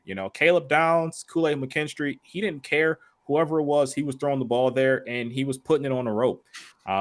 And I got to give credit to that Texas defense because they stepped up to the challenge. And I've been as critical as anybody on Jalen Milroe. I've said it time and time again that I don't think he is that good of a prospect, and I do think it will take some time with him. And I even said I think Bama loses 3, maybe even 4 games this year. But Texas showing that and going out there and proving that, to me, I think that says everything about them, and that's their toughest game of the year. Yeah, I get it. You got a Red River rivalry game where you're going against Oklahoma, things like that. But I think Texas is in a spot now that if they keep their eye on the prize and they attack every week and focus on that week ahead of them, they are going to be better than every single team in their path. And they have a clear lane to the college football playoff. I had them in my playoff, and I had them at 11-1. I thought they would beat Bama, but just in the weird situation that they slipped up in that game, I thought they still had a path by winning the Big 12, running the table, and getting into the playoff. But now there's really no doubt about it. You got to stay healthy. But outside of that, Texas is back. And so I was happy to see the Horns ultimately hook them against Bama and Nick Saban. And Chow, you picked them too. Listen, I mean, this is what we to cover. To cover. Yeah. I think, I do have him in my college football playoff, just like a trail. I had him at 11-1 in the number 3 seed. I think you can make a great argument as long as they keep their eye on the prize. I think at the end of the year, you're going to be able to make an argument they should be the 1 seed. I think Oklahoma is the toughest game. They're probably going to have to play them twice, which is it gets a little bit dicey sometimes. But, you guys have both said pretty much everything I wanted to say. This is what we thought was going to happen last year, and it didn't. Quinn got hurt, and Bryce Young had one of the best drives, ever. And that's how they lost. And that's what it took for them to lose. Quinn Ewers went into Tuscaloosa, stayed healthy.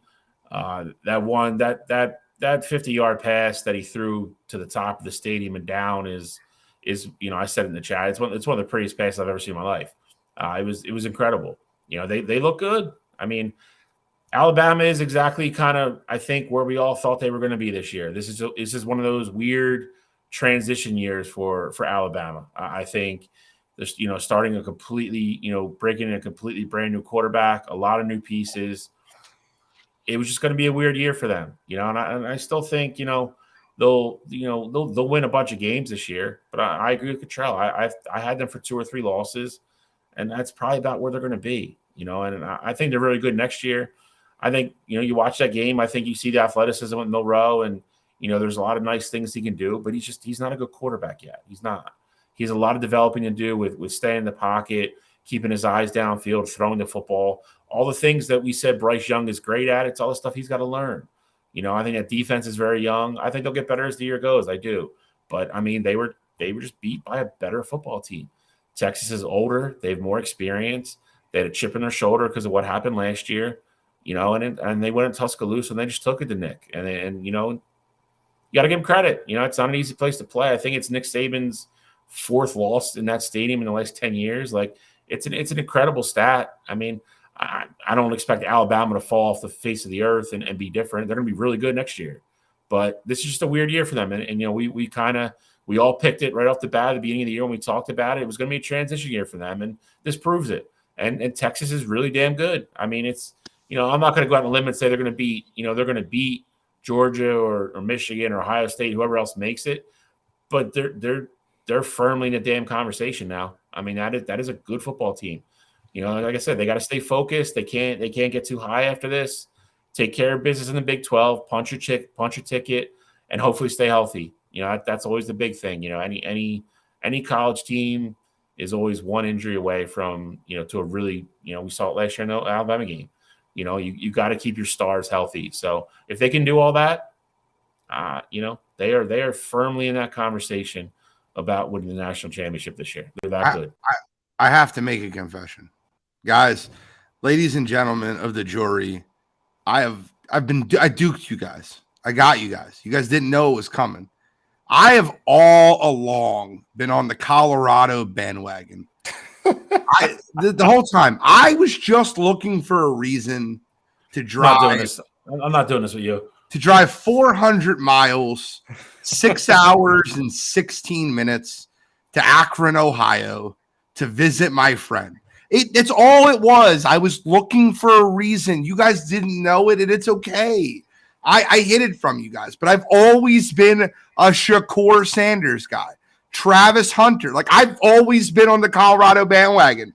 And we got to bring up Colorado because, once again, they're proving me right. I'm absolutely kidding with you guys, but I will be driving out to Ohio to deliver a cheesesteak to my man, Cottrell, because Colorado whooped up on Nebraska. They're the best story in college football. I am a fan. I am looking forward to my trip out to Ohio. I'm all good with it. What was the bet again? If they win 7 football games, I drive to Ohio and deliver Cottrell a cheesesteak. And 6 was a push? No, 6 was a push. 6 was a loss. No, well, that's fine. 6 is a loss. No, you guys. Unless it was the Oregon State. It was like Oregon State. If they beat Oregon State and that's their 6th win, then it's a push. Oh, yeah, if they beat Oregon that's State. What it was. I knew there was some stipulation with the 6th win. I just wanted to see Cottrell. That was the real reason, guys. It is. I won't be that far from Cottrell this weekend, but it is. It is. I mean, listen. As great as the Texas win was, in the Florida State over LSU, Colorado still everybody is the thing everybody's talking about. I think I'm still cautiously optimistic because they got to play somebody. I mean, I know Nebraska in name is a big team. They are not good. They're Matt Rule's a good coach, but they are in by definition a transition year. They lost a lot of kids, brought new kids in. They're still a year or two away. I think TCU. I actually think TCU was the better win, and I'm not. I think we're going to see TCU in that like 7-5 range, 8-4 at the end of the year. I think TCU got a little bit overrated because of what they did last year. But that being said, you have to give all the credit in the world to that team. They are miles ahead of where everybody thought they were going to be. Miles, and that you got to give that all the credit to Dion and the coaching staff, and going in and doing it his way and getting those kids ready to play. I mean, I watched College Game Day the first week, and there was 2 or 3 guys on the panel that said they were going to win 2 games. One guy said 3 games. They're going to have that done after this weekend. I got bad news for you. So all those people, Dan Mullen, Trey Murdoch, all those guys, you're all wrong already. They already got you guys covered on your over-unders. We're going to see real quick what they are. I don't think they get distracted this week. I think, I'm picking this game, so I'm not going to go too far into it. But, I don't think there's any shot in hell they lose this football game on Saturday. And they got USC and Oregon back-to-back. So it will be we will see really what they are. By the end of September, you're going to have a real good idea of what Colorado is. All right, Cottrell, what games are we previewing this week? So, I mean, the first one that we have is, if you guys want to go, let's just be honest. This week sucks. Let's just be honest. Like this is like I don't know what to call it. Like this is like it's like Christmas Eve. It's not quite Christmas Day. It's still good because it's college football, but this is the last week. There's a lot of crummy games. And then we get into conference. We get into conference Christmas game. Eve. It's like December 23rd. Like you still got to go to work. You got to wait. Like your family's not even in town yet. Like you just gotta wait for the good stuff. It's the end of the year because you're exhausted. You're dragging ass at work. You gotta pretend you're excited for the company luncheon. Because they're gonna bring you in some trashy hoagie tray and tell you did a good job this year and everything else. But that's where we're at right now. A couple cookies, Yeah, pizza, some stale cookies that somebody didn't want to eat. Like that's where we're at. Bad pizza week. Too. It's not good pizza. They didn't find out. No, they went to Little Caesars because they can get like 20 pieces for $16. like a 6.4 pizza. Portland, right? Like you're not getting a 7 pizza. It's like a 6.4. You know, the guy might be wearing a shirt that's 6 sizes too small. That's where we're at this week. So next week we get into conference play, and there's a lot of good matchups next week. So it is, we just gotta listen. At the end of the day, you still gotta be happy. I mean, next week you got Iowa at Penn State. You got Oregon State, Washington State. You got a lot of good ones. Florida State, Clemson, Colorado, and Oregon. Colorado, Oregon. Yeah. Next week is going to be a Ohio State, Notre Dame. The Ohio State's first loss of the season comes next week. Woo! I didn't say it, Cottrell. I did. Kyle McCord, we're going to see what he is next week. So. He's not that good, brother. My eyes don't lie. We said the same thing about CJ. Give me time. Give him time. Give him time. All right. So let's get into what are we previewing this week? We got slop on top of slop. I guess we'll go Penn State, Illinois. Appease the people, I suppose. Well, I mean, their biggest fan, Gene's here for like 4 more weeks, so we'll appease the Penn State fans. It is a Big Ten game. It's at Illinois, Champaign. Hate to say it, not that I think it's going to matter this week, but it is a place historically that Penn State does not play well. It's one of those weird things. They've gone there in the past with very good football teams and lost. I don't see it this week. Penn State. I don't know about Gene, but there's a lot of people jumping on that wagon right now because of what they did to Delaware last week. It's not even a Division I football team, but it's accurate. It is. Parts of them have been underwhelming, so we'll see. Illinois is a sneaky. They're tough. They're going to play good defense. They're not a team that's going to throw for 300 yards. They're going to try to run the ball, keep the game low scoring. Definitely not a trap game or anything like that. I think Penn State, takes care of business. But I think it's a game you look at halftime and you're probably going to be like, oh, like what's going on there? But then why is it 10-3? Yeah, exactly. Yeah, and the game probably ends up like 27-10. Like I think they win comfortably. I don't think they're ever in any danger of losing. But Big Ten opener on the road, you never know. It is a drastic step up in competition from what they've played so far. So 100% it is. And I think Penn State still takes care of business.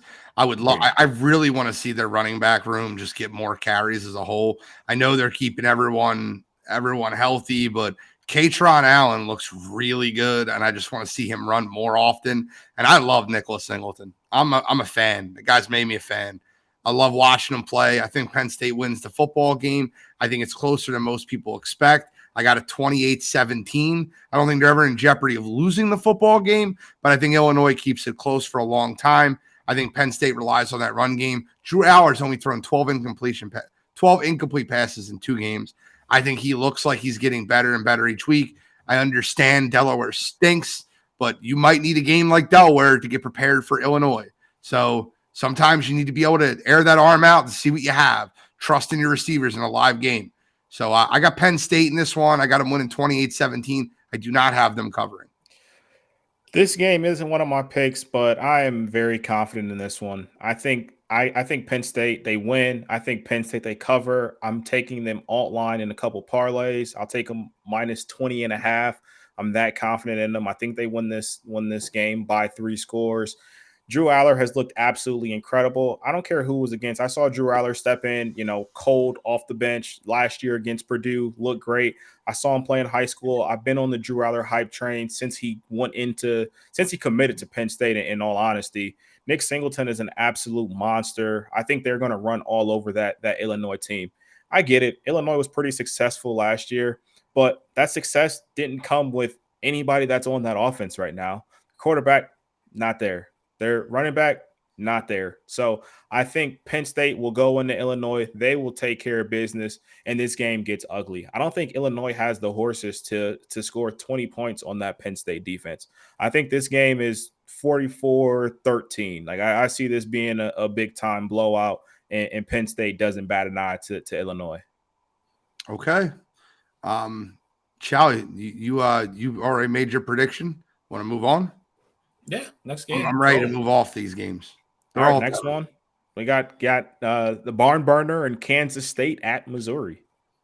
I'll go first on this one. I like Missouri on the upset. I don't care. I know that they struggled versus Middle Tennessee State. The Blue Raiders were rolling. They played Mizzou very tough. I don't care. I like Mizzou on the upset. Give me Brady. I'm gonna take Brady. And it might be not the Brady you think it is, but I'm gonna go Brady, and I'm gonna go Mizzou to take care of business at home. I think the spread is very telling. I think it's very telling for you. I just think that as a whole, Middle Tennessee is Kansas State is not that good. And I think that Missouri will take care of business at home. I like Missouri to win this game. Give me Brady Cook and give me Mizzou to win. So I do agree with you. I do think Kansas State is overrated. I know they're top 15 now in the rankings, but I do think Kansas State is overrated. But I think they're going to have enough to get it done at Missouri. I think Will Howard is going to take care of business. I don't think he's going to turn the ball over against Mizzou. And Mizzou is one of those games that, for those, top 25 opponents, they do get rocking down there. You saw how electric the stadium was last year when they had that matchup against Georgia, and they took them to the brink there. But I think Kansas State will travel well, and I think they ultimately go and win that game. So I think it is rather close. I think the spread is about right where it needs to be, but I got Kansas State coming out with the win. I agree with Cottrell. I think Kansas State wins. I don't think they cover, though. I think they win like 31-29, something like that. Mizzou, I mean, again, as long as everybody shows up, that stadium will it'll be, it's still an SEC team. So I mean, it's going to be. I think it's going to be a good game. Kansas State, I think, is a little bit overrated. Haven't really played anybody yet. I'm going to actually agree with Gene too. Middle Tennessee, I can't remember who the other game was, but they gave somebody else fits the other week as well. I think they scored a decent amount of points. They're not a terrible football team. So it's not a typical non-power 5, just lose by 60 every week type football team. I like Kansas State. I think they have a little bit more. I could see that sucks. I could see Missouri winning, but I'm going to go with my original pick. I think Kansas State pulls it off. I just don't think they cover. I think they win by like 2 or 3. Okay. Next on the docket. Last game on the docket, we got the Tennessee Volunteers traveling to the Swamp, taking on those Florida Gators. So I know you guys are ready to write off Tennessee as soon as you get a chance. I know you guys aren't Joe Milton fans. I understand that. But he's looked better for Tennessee. Maybe it was the organization. Maybe it was the situation. I like Tennessee, man. I think Tennessee is going to give it to Florida this week. I think they're a very well-coached football team. I like Tennessee as a whole. Joe Milton's looked good. Got 429 yards, 4 touchdowns so far in the season. And I have zero faith in Graham Mertz. So give me Tennessee in this one. I'm going to go with Tennessee as well. And it's mainly because I think Tennessee's just a better football team, and it's because I think Florida stinks. I saw all I needed out of Florida in the Utah game. They beat some podunk team last week. I don't care. Doesn't matter. Tennessee is just going to be deeper. They're better. As long as Joe Milton doesn't do typical Joe Milton things, they'll win that game. I think it's 6.5 points, something like that. This is pretty much the only big test they have on the road. So if they can win this game and try to pull the upset at home against Georgia, I mean, this is kind of like their season, for lack of a better term. So I think they go into Florida to win. I have no confidence in Billy Napier right now. I have even less confidence in Graham Mertz scoring consistently against that Tennessee defense. Give me Joe Milton and the Vols. I think they win. I think they win by 10. I'm picking this game, so you'll hear my breakdown here shortly. I know we're right at pick 'em. No need to waste time on it. So that's it. Let's get in there and pick them then. I'm looking forward to Shalley's MLB questions. Once again, I'm getting my butt kicked in overall win-loss record. I'm 2-7 between NFL and NCAA football. You're like in preseason mode for picking. You just got to snap out and you get the game speed. That's all. I do. I called my shot and said I was going to beat you guys in college.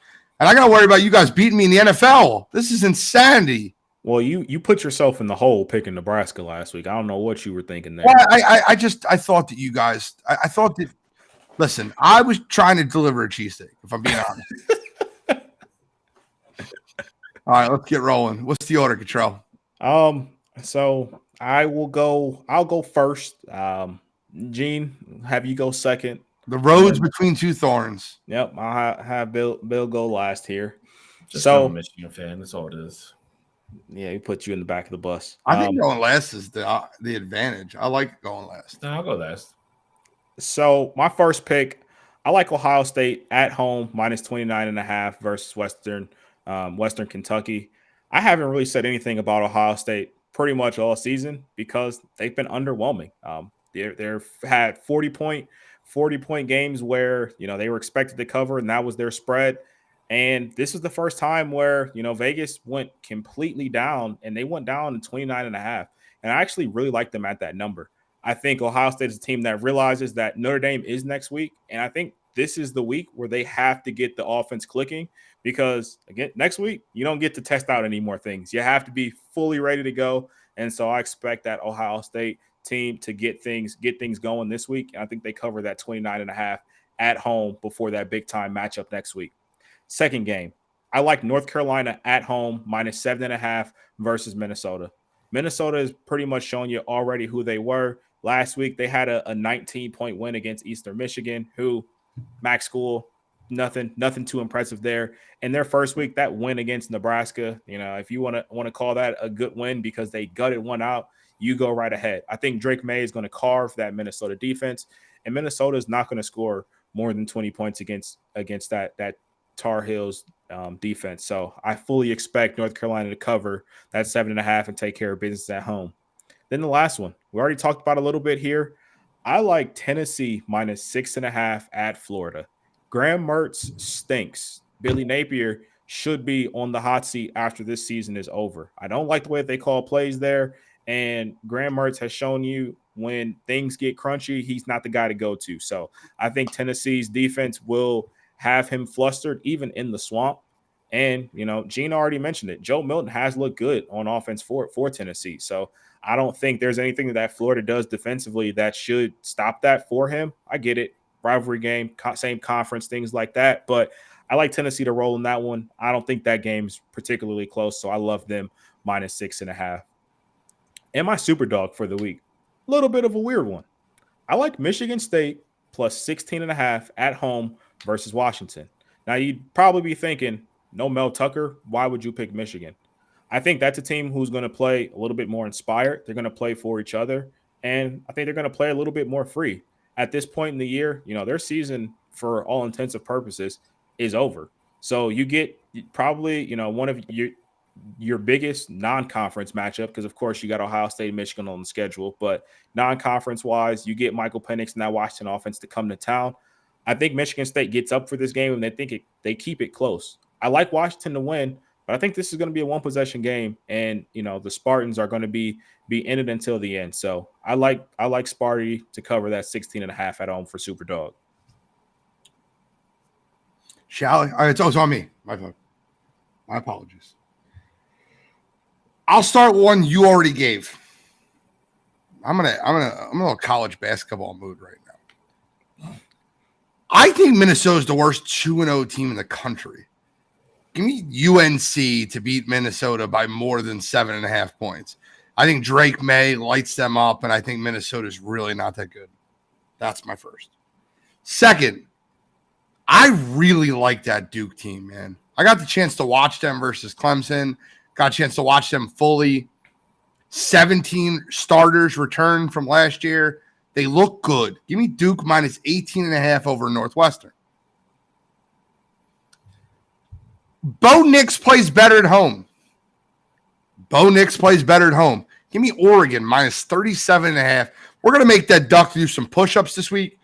I got Oregon minus 37.5 over Hawaii for my super dog. Give me Wyoming plus 28.5 over Texas. I think I pick up massive super dog points here. This is the classic letdown game. I think Wyoming keeps this game within 10 to 14 points. I think Texas wins the game. I don't think it's ever real in jeopardy. But Texas is not a team that likes to beat up or roll over teams. They just don't do it. I think Wyoming keeps that game close, and I think Wyoming's a little bit of a sneaky good team. So give me Wyoming plus 28.5. Shally? All righty. I'm going to go against Cottrell right off the bat here. I got Washington minus 16.5 against Michigan State. That program is in disarray. They've heard nothing about football all week. All they've had to do is answer questions about their head coach, about what he did, he didn't do. I think they're distracted, to say the least. I think Michael Penix is going to go in there and get some revenge from when he was at Indiana and got stomped on all the time. I think Washington stays focused. I think Washington goes into Michigan State, a very unorganized Michigan State that's already lacking talent in certain areas. I think Washington throttles Michigan State on Saturday. I think they go in there and win by 30, but I'm going to take them minus 16.5. Second game, I think Matt Rule gets his first win as a Nebraska head coach. I think for a half last week anyway, they look better. I think they'll look even better this week. They're playing a Northern Illinois team at home. I think Nebraska fans will come out. I think Memorial Stadium is not an easy place to play. That place will be rocking. I think they get their. I think they pick up their first dub. I think Nebraska wins by 2 touchdowns. So I'll take Nebraska minus 10.5. Last is certainly about not least. I am taking Colorado minus 22.5. I think it's a rivalry game. It's at home again in Boulder. I don't know if anybody saw the pictures from what that stadium looked like last week. I think it's going to be even harder to get into this week. I know they have Oregon next week. I don't think it's a letdown. I don't think they get caught looking ahead. I think if anything at all, I think Dion has shown that they keep those kids focused and on point and ready to go. I think Colorado State is not going to be able to stop that offense with Shedeur Sanders, slinging the ball all over the field. Colorado State does not have the athletes to run with Travis Hunter and some of those kids. So I think Colorado State probably puts up another 50. I don't think Colorado State has enough to keep them, keep that game anywhere near striking distance. So those are my 3. Super dog. I'm going for a backdoor cover here. Hopefully pick up some points. I'll take South Carolina plus 27.5 against Georgia. I think Georgia wins. I think Georgia throttles them. This is going to be the first team that Georgia kind of plays with any kind of talent on it, though. Again, I don't think they're ever in any danger of losing the football game whatsoever. I just think 4 touchdowns against another SEC team is a lot. So I will take South Carolina and hope they keep it somewhat respectable. So those are my 4 for this week. We get to get in a little MLB hot stove action before we talk about Israel Adesanya. Choking again. Bro, Sally's got some questions for us. We don't know what the questions are. I love that because I can answer, give gut reactions. That's what I'm looking forward to. All right, so we got a bunch of minus the NL East. There's still a couple really good races that are come down to the wire. So we're gonna hit on them. We're hitting on some MVP talk, some dark horse talk, and see what you guys think. So that's where we're gonna go here. We're going to start off with the MVP conversation right now. Who plays better the last 3 weeks of the year and locks up the MVP? Ronald Acuna Jr. or Mookie Betts? Acuna. I think Acuna almost has it locked up now. You're talking about a guy that's got 65 stolen bases. Yeah, Ronald Acuna Jr. I think Ronald Acuna Jr. wins it. I know Mookie Betts having a great year, but Acuna's on another planet. I say Acuna too, and not even just because of what he's still doing now, but I think Acuna has the award won for the past 2 months. I think Mookie Betts, obviously he hit a crazy stride after the All-Star break, and his numbers are absolutely insane. But I think what Acuna has done, he was a clear favorite, earlier on in the year, and he's just been consistent throughout the year. I think it's already wrapped up for him. I think he's going to win. I think it's close, though. I mean, there was a couple weeks ago, Betts had actually made his way under the betting favorite. So if you look at the major 6 or 7 categories, I think it's 4-3 Acuna. Betts is having a lot of people don't get to watch him because he plays on the West Coast, but his numbers are staggering as well. I think Acuna is going to get it because he plays on the best team in baseball. I think that's eventually what's going to happen. I don't think Olsen is that much of a threat to split any votes, whereas Freddie Freeman, I think, will will steal some from Mookie Betts as well, because he really hasn't cooled off either. So I agree Acuna Jr. wins it. I think it's closer than – I don't think it's a landslide by any means, though. Let's see. Next up, we got – I'm going to give this one to Gene first because these are his boys, and, he called it at the beginning of the year. Does Baltimore hang on in the East? It's 2.5 games right now with 3 weeks to go. Yes, they're the best team in the AL East. Yes. I think they hold on.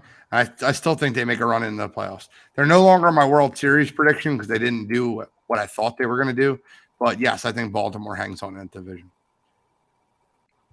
I say no. I think Tampa Bay ultimately wins that division. It's not just 2 games, though. It's 2.5 games. It's 4 games in the loss column, if we're being completely honest. And that's the big one. Yes, it is 2.5 games because of the way you look at it, but it's 4 games in the loss column. I think Baltimore's a better team, and I think the Rays have lost a lot so far this year. I don't disagree. Ultimately, I think they hold on. The Rays actually already won today. Baltimore's winning right now. I think the other key thing that's going to help is, I think Baltimore has 3 games in hand as well. So it's going to be, you can look at that as an advantage or a disadvantage. If you get it locked up, it's games you don't have to win, and you can just sit your starters and get them rest at the end of the year. Problem becomes if you need the games, if Tampa Bay stays within striking distance, then you got to use your bullpen, you got to use your starters, and you can overextend guys. So I think it gets interesting. I think with everything that the Rays have been through, I think you have to give them a ton of credit. They lost their best pitcher. They lost their best player. They've had other injuries, and they're still there. They're still playing. But I like Baltimore's lineup too much. I still like Tampa Bay's defense or pitching better, but I like Baltimore's lineup.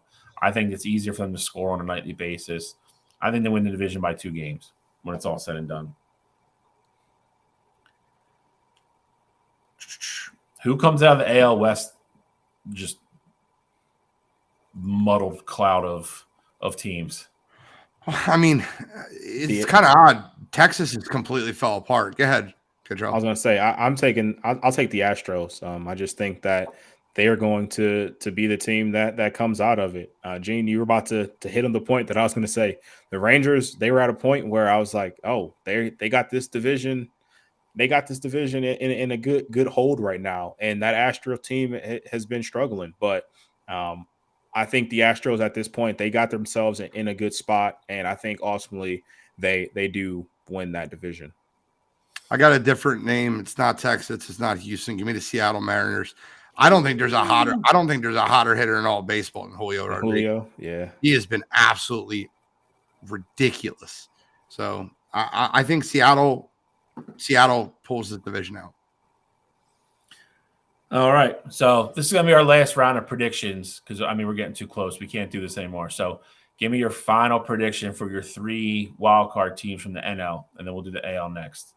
Okay. That's fair. I have the Houston Astros, the Tampa Bay Rays.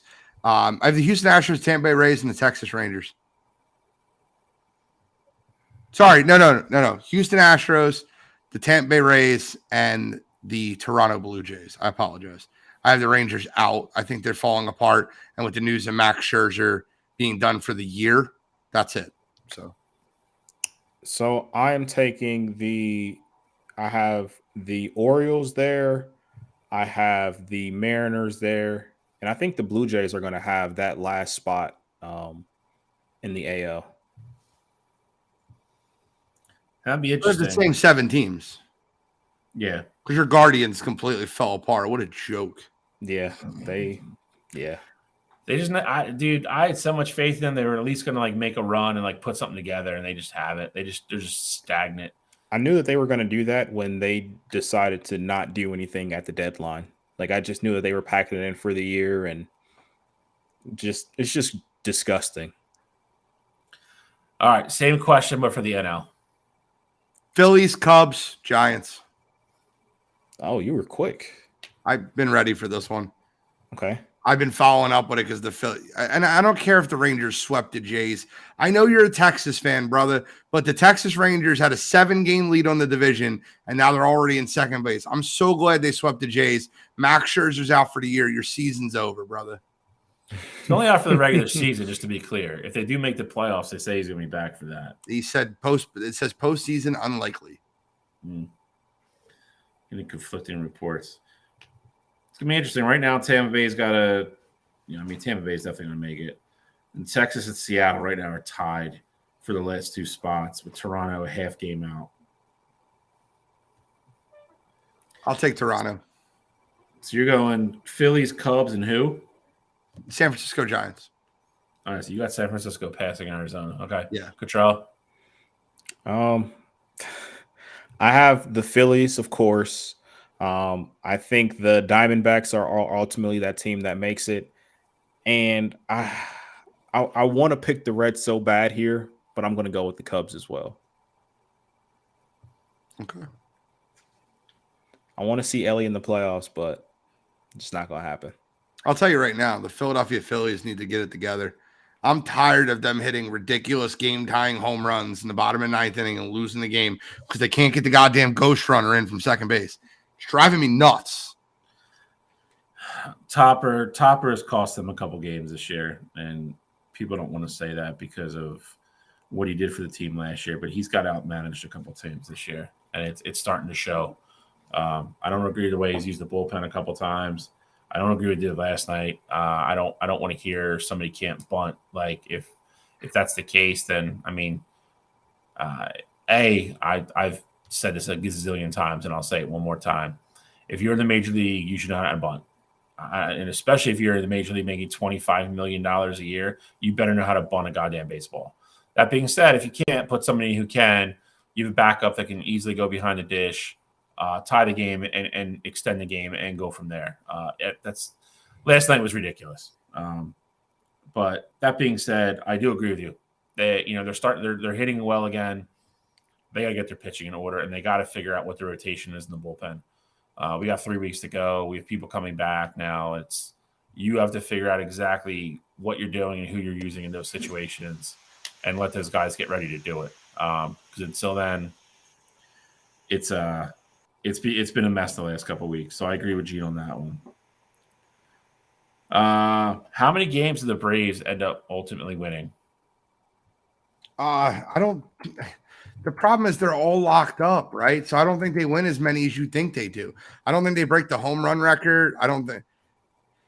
Let me do the math. How many are left? They're 95 and 50 right now. So they have 17 games left, including tonight, and they're winning right now. Yeah, they're going to win the 103. I put them at 103. 106. So you'd have them going 11 and 6. Yeah, I mean, I think it's respectable. I mean, listen, Baltimore's a 91, so they can't let their foot off the gas that much because they got to keep home field. So it'll be interesting when they mathematically lock what they do and who they rest, because they're also going to sit for their first round of the playoffs. So you don't want to get in that situation where you have guys sitting for a week and not seeing live action as well. So it'll be interesting. So friggin' good.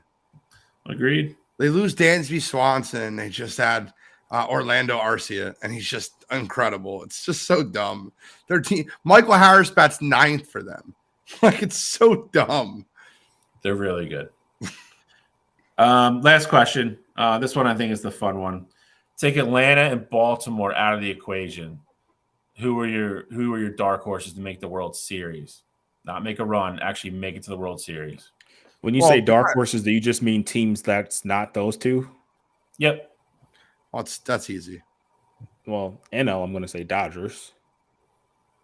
For me, in the AL, I understand they only got Clayton Kershaw in their pitching staff, but I just think their lineup, I think they'd be able to score in the NL. On the AL side, I take the Rays. I'll take Houston and Philadelphia. I agree with Gene. I think Houston has the pitching, and as much as I like the Dodgers lineup, the Phillies lineup is every bit as good, and their pitching is miles better right now. Clayton Kershaw is not going to be able to go in the postseason and give you 7 starts. It's just not going to happen on 4 days rest. I just don't see it. That's it for MLB Hot Stove. We can talk about choke artist Adesanya now. Get that out of the way. I mean, it doesn't take too much. I think it's such a joke. You know, Strickland almost got pulled from that fight. Did you guys see that report? He punched a fan in Australia. The Australian government almost pulled him from the fight. Like, what? Yeah, he punched a fan in Australia. He's a lunatic, dude. He's a bro. If it wasn't for my other, you got to be kidding me, to happen Monday night, he would 100% be my. You got to be kidding me. Like, if someone's not using the UFC for the three reasons that they had, I know Cottrell's not. I'm not. What are you using, Charlie? Before I go on a rant. Go do your rant. I am not using the UFC. Okay, so you had two fighters that dropped homophobic slurs, and then you have Strickland that goes in the press conference and goes, "Thanks to my dad for abusing me as a child, and thanks for the UFC, because if it wasn't for the UFC, I'd be a murderer." Like, what is going on? Like, I understand these guys are fighters, but can we put a muzzle on some of these idiots? Like, it's incredible how many dumb comments come out of these guys' mouths. Test them for CTE now. You guys are idiots. One guy shouted to the fans and called them a homophobic slur and invited the fans to join him in the ring to fight him. Strickland's in the press conference making fun of Israel Adesanya's dead dog, and then goes, "Oh well." He's like, "I just want to thank my dad for abusing me, because if it wasn't for him, I wouldn't be where I'm at now." Like, are you kidding me, dude? Like, this is such ridiculous. And he's the worst champion ever. Like, I cannot wait till somebody else of 185 steps up and knocks him out and gets him out. I hate Sean Strickland. I cannot stand him. And the way Izzy responded after that fight, like, he's got CTE or something, man. He sounded like a complete moron. He's like, "Yeah, I'm going to party. I'm gonna let my publicist talk about it." Are you out of – what is going on in the UFC? He sounded like an idiot too. I was blown away by everything that happened in UFC this past weekend. I thought it was going to be a boring card, and it kind of was a boring card, but it was a really stupid. It was very entertaining to watch these idiots get on the microphone. Israel Adesanya looked like a shell of himself. He looked slow. He looked embarrassing. Sean Strickland's not even that good of a fighter. Stop lying to yourself that this guy's a champion. This is so reminiscent of the 205 division, of just like anybody can win, and it's a bunch of idiots up here, and this is it's pathetic. Israel Adesanya, one of the greatest fighters in MMA. Oh man, I'm disgusted. I will say the one thing for me, though, is that as disgusted as I was with Izzy's performance, it looked like he wasn't even – it looked like he didn't train for the fight. It looked like he didn't want to be there, and it looked like he didn't care about losing. You even saw in the last minute of the fifth round, Sean Strickland was trying to egg him on and have him fight him and say, let's put it all out there in front of the fans and, see who wins. And at that point, Sean Strickland was clearly up at minimum 3-1. On the scorecards, and he was still ready to, stand and bang right there in the middle of the octagon. And Izzy wanted no parts of that. Now, with that said, I do think that this ultimately is the best thing for the UFC, and I'm gonna defend that by saying you're gonna get so many matchups that you hadn't seen before, because I think the winner of Paulo and Hamzat are going to be the number one contender, and they're going to face Sean Strickland. So you're going to get Hamzat in there. And, he's going to destroy Sean Strickland. And if Costa goes in there with Sean Strickland, he's going to beat him too. So you're going to have another new champion in there. You got Izzy, who's going to be – I think Izzy should take a couple months away from the UFC. I know he's constantly fighting and constantly getting back in there. I think this will be good for him. Take 6 to 9 months away from the sport, let people miss you, and then come back more focused, because clearly you weren't focused and you weren't ready for this fight. And I don't want an Izzy going in there at 60%, because that's just not entertaining to watch. He gave me a snooze fest, and he's supposed to be the face of the franchise, essentially. So I think Izzy should take some time away. And then his comments afterwards, Cottrell, he said, talking about Strickland's coach, "You saved that man's life. I was going to kick him in the head and knock him out, and you called it out." Like, shut up, bro. Yeah. Shut up. Put a muzzle on some of these people. No, 100%. And then even afterwards, him saying, you mentioned I want to go out and party. He's like, "My family's here. I'm going to go out party with them. I don't have too much to say to you guys right now. I'll let my publicist speak on my behalf and all that. Like, I just think it's time for Izzy to take a step away. And the other nice thing about the division is, you talk about Dricus, this was the absolute worst possible outcome for him. I think he's on the back burner now. And I think this is an opportunity for the UFC to strap a rocket to Bo Nickel, make that division exciting again. Make him go fight a Robert Whitaker or one of those Derek Brunson or Jared Cannonier. Make him fight one of those top 10 kind of guys. And then that way, 2 fights from now, you could be looking at Bo Nickel fighting for the belt against Hamzat. Now tell me at UFC 303, Hamzat versus Bo Nickel, like, sign me up for that. Like, you can make this division exciting again. Give us enough time to miss Izzy, and then you come back and have Izzy fight the winner of that fight. Like, I'm cooking up something for you, Dana, here, because you gave me a snoozer. Sean Strickland's your champion now. I'm trying to think of the goodness out of all this storm and cloud of just yuck. But Hamza would absolutely destroy Sean Strickland. He would absolutely destroy him. Absolutely. I would love to see Bo Nickel in like 2-3 fights fight Hamzat for the title. I don't even know who I'd root for. That'd be an amazing fight to watch. Yeah. So I think it's good for the middleweight division that this happened. You had to get Izzy out of there. You didn't want to see Izzy versus Paulo Costa 2 or whatever else they were going to throw at you. But very disappointed in Izzy performance, and I don't even want to say anything more about it because he doesn't deserve it. Yeah, I agree. Callie, your thoughts? I mean, there's not much really more to add. I mean, I think he looked unprepared. I think he looked very disinterested in the whole thing in general. I think Izzy's being, he's nowhere near the same level as Conor, but he's doing so well away from the octagon. I just don't think he's focused on fighting right now. I don't. And I think I couldn't imagine 2 years ago Izzy losing a fight and being like, oh, I don't care. I'm going to go party. Like, this is the guy that has the viral clip, in the cage starting the 5th round, like, I'm prepared to die, like, to go win the fight. Like, that's not what Izzy is anymore. And I think we just kind of have to all accept that. Maybe the time away will help bring the hunger back, and he'll get hungry to get back in there and get his belt back. But I think he's starting to fall into that Conor mode. I really do. I think he's more concerned about making money outside the octagon and what's going on outside than he is fighting. I mean, that's the worst Izzy fight I've ever seen, and it's not particularly close. And Gene kind of said the important part. There's no planet where Sean Strickland should go in there and look that good against Israel Adesanya. None. And I mean, Sean Strickland looked like a world beater, and he's not that good. Like Gene said, you can fool yourself all you want because he's got the belt now. He's not that good of a fighter. He's just not. And you're going to see it when he starts fighting some of these guys. He's probably not going to have a successful title defense.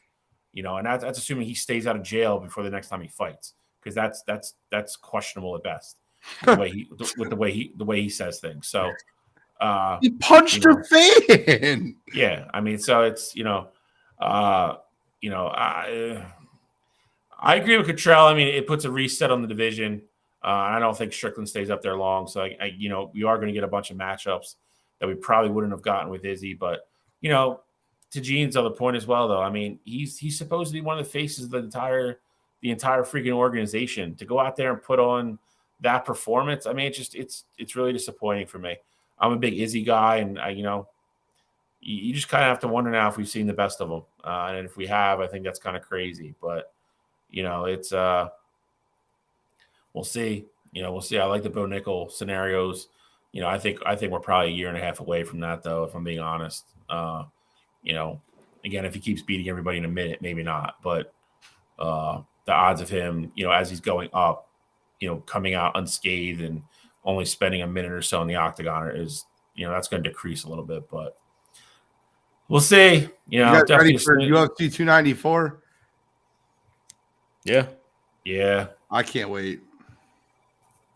Got a couple good ones coming up. So I'm also ready to see Paige get her Paige Valentina get her belt back this weekend. Can't believe it's a fight night. Why? She's not a brawl, bro. She's boring. I'm not saying she would have headlined, but I just figured he would have put that as a co, which is what he usually does. I'm not gonna lie, that could have been the co on 293. Yeah, but you're right. You're right. Can't argue with you when you're right. Okay. Let's move on to You Got to Be Kidding Me. I'm ready. Kittrell, give me yours because it's really good. Yeah, so mine this week is Mr. Kadarius Toney, wide receiver for the Kansas City Chiefs. So I'll start it off by the 3 drops that he had on the Thursday night game. You supposed to be this number 1 receiver on this Kansas City Chiefs team who is at this point desperately looking for a guy to step up and be that guy. Obviously, Sky Moore is in year 2. You got Rashee Rice, this is his rookie year. You're supposed to be that veteran on that team and step up, be that receiver 1. And, you had a tough game. But, hey, tough games happen. I'm not getting on you too hard for that one. Bounce back from it this week. But you didn't let it just stop there. Sunday night football happened. And I know you got beef with the Giants, your former team. And you take it to Instagram because you didn't go on Twitter because you deleted your Twitter because Giants fans were coming at you and you responded in their DMs, and then they started posting screenshots of the stuff you were saying, and you couldn't take the heat for that. So you go on Instagram and you post a picture of the game while it's going on. Giants are down 26-0, and you say, "Nah, don't get quiet now." And then you post another one after the game's all over, and you say, "Giants fans last night," and you post a meme of Stewie from Family Guy in bed, crying himself to sleep. It's just like, what are you doing at this point? Not only is that petty, but you were the reason why your team didn't win their football game. You have the exact same record as the New York Giants. You were both 0-1, and you are the sole reason for that. If you won the game and you caught some balls and you had over 100 yards, I'm still calling this petty, but you're not my You Got to Be Kidding Me. So this week for me, Kadarius Toney, you're not handling your own business, and you're still worried about what the Giants fan base did to you and how you feel about that team. Completely unfocused. You got a Super Bowl ring. Get over it. So Kadarius Toney this week for me. Come on, you gotta be kidding me. Charlie. So mine's kind of silly, but kind of, dumb and soft at the same time. So it's no crazy ckept secret that all the big shot NBA players all decide to kind of collude and opt out of this cycle, for international play for FIBA and everything else. But then as soon as the United States lost to Germany and they got eliminated, all of a sudden it was LeBron commits to play, Steph commits to play, KD commits to play, blah blah blah. And now they're all talking about how excited they are to get back in the cycle, blah, blah, blah. Dude, I am at my wit's end with how soft NBA players are. I literally cannot deal with the grandstanding and everything else with the NBA players. You guys would have you got to take a month out of your summer to play in FIBA. That's all it was from start to finish, not even. But now you guys all want to be heroes and be like, oh, we're going to come back and save USA basketball at the Olympics and everything else. You guys should have played. If you really cared, LeBron would have manned up and played. Steph would have manned up and played. KD would have manned up and played. Booker, all these guys would have manned up and played. But now that they lost with Anthony Edwards and a bunch of role players, now it's, oh, well, we'll come back and we'll save it and we'll look like the heroes and look like the good guys. If you want to play for your country, play for your country. If you don't, then shut the hell up and go away and go sit on a beach somewhere for the summer. I'm tired of this. Oh, man, it's so much wear and tear for me to play 7 games during the summer. Shut up, dude. You play basketball, and it's international basketball. It's even less physical. You have to run. That's it. Don't act like you're football players and you're playing another season now where you're getting tackled and you're getting hit and every other thing. You run up and down the court and play basketball. It's not the most physical sport in the world, especially internationally. Shut up and play if you want to play for your country. If not, go away. Don't act like heroes on Instagram 2 days after, and you're throwing dirt on the guys that went over and committed to actually play after they finished their seasons. They were all tired. I'm just over it, dude. The softness of the NBA players, it gets worse and worse every year. I'm tired of it. Come on, you gotta be kidding me. I don't know if I agree with you there. All right. I think the timing of it was very poor. I wish they would have waited a month, 2 months, 3 months to start committing to USA basketball. I think that definitely left a sour taste in my mouth that they did that. But I could understand not committing to FIBA and committing to just the Olympics. I understand that. Like, I wouldn't want to, if you worked all year round and, you could just say it's just running up and down a court, but this is their off season, man, for 82 games of the year from the end of September to June for some of these players. They're away from everybody the whole year. They're playing. That's their pro sport. I get it. I understand what your point is, and your point is well taken. But I don't think they should have did it 2 days later. But I understand if they don't want to. I agree with the timing. They definitely should have waited. They basically just shit on those guys that went over there, and I get it. They didn't come home with the medal, but you basically coming out saying that is like, hey, I'm glad you guys had fun while you were over there, but yeah, you won't be on this team come next year, essentially. Yeah, I think that any team that has Austin Reeves as their third best player is not going to be that great. No, and Austin Reeves is a good player. I was going to say it's not his fault that he shouldn't have been their third best player, but he went over there and he competed like it. So exactly.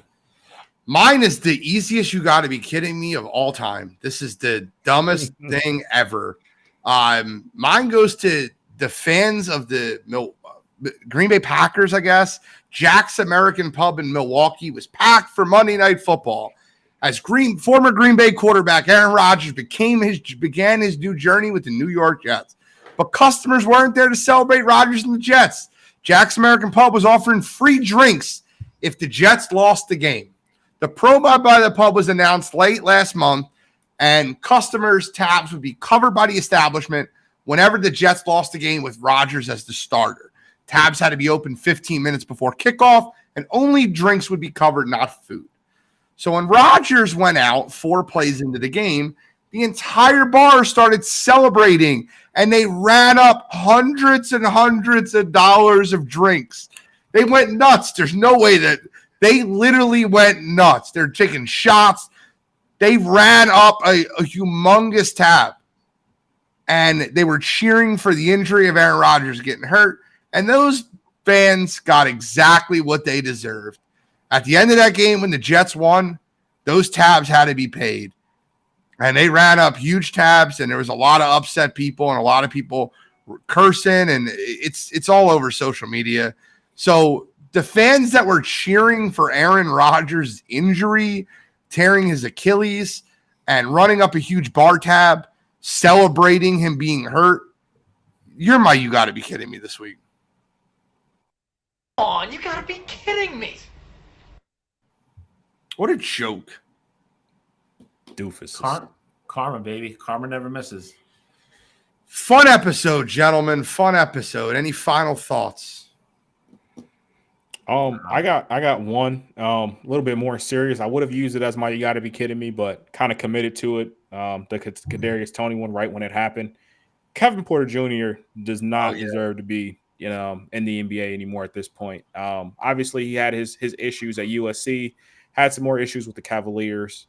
That's why they ultimately traded him. And so he's really pretty much on his last strike out in Houston. And, he had been arrested over the weekend because he beat up his girlfriend. He strangled her, broke one of the bones in, broke one of her bones. And, she had to go to the hospital for various things. And, that's just uncalled for anybody, let alone a guy that's completely on his third strike. So I hope Kevin Porter Jr. is no longer a member of that Houston Rockets team. And I've been a guy who's, been high on him. I thought he was going to take that leap this year, but I hope I don't see him play in the league. And I hope this is, a true wake-up call for him, because he should be going to prison. Like, if he wasn't a professional athlete, there's no doubt about it that he would get some jail time for it, because everything is just so damning with all the evidence that's out there already. So definitely didn't want to just glaze over that and wanted to put that out there, how I felt about that situation. The Rockets could be you got to be kidding me also. They're trying to trade him right now. Are you out of your freaking mind? Release him. Stop trying to what is going on? Wait until suspend him, get him out of there. They're trying to trade him. They're literally out there trying to trade him right now. That is a joke in its own right. It is. He broke one of the vertebrae in her neck. Like he's not going to skip out on this. I'm not saying he's going to do 5 years or anything like that. He's going to go to jail though. 100%. We're trying to trade him. Like, what are we doing right now? No, he should never step foot on an NBA court ever again. Never. Tired of these guys in all the sports, dude. I'm still, dude. Again, just like I said was going to happen, the Dodgers is still yet to suspend Urias. It is unbelievable to me because they just don't want to do it. It's just they're scumbags.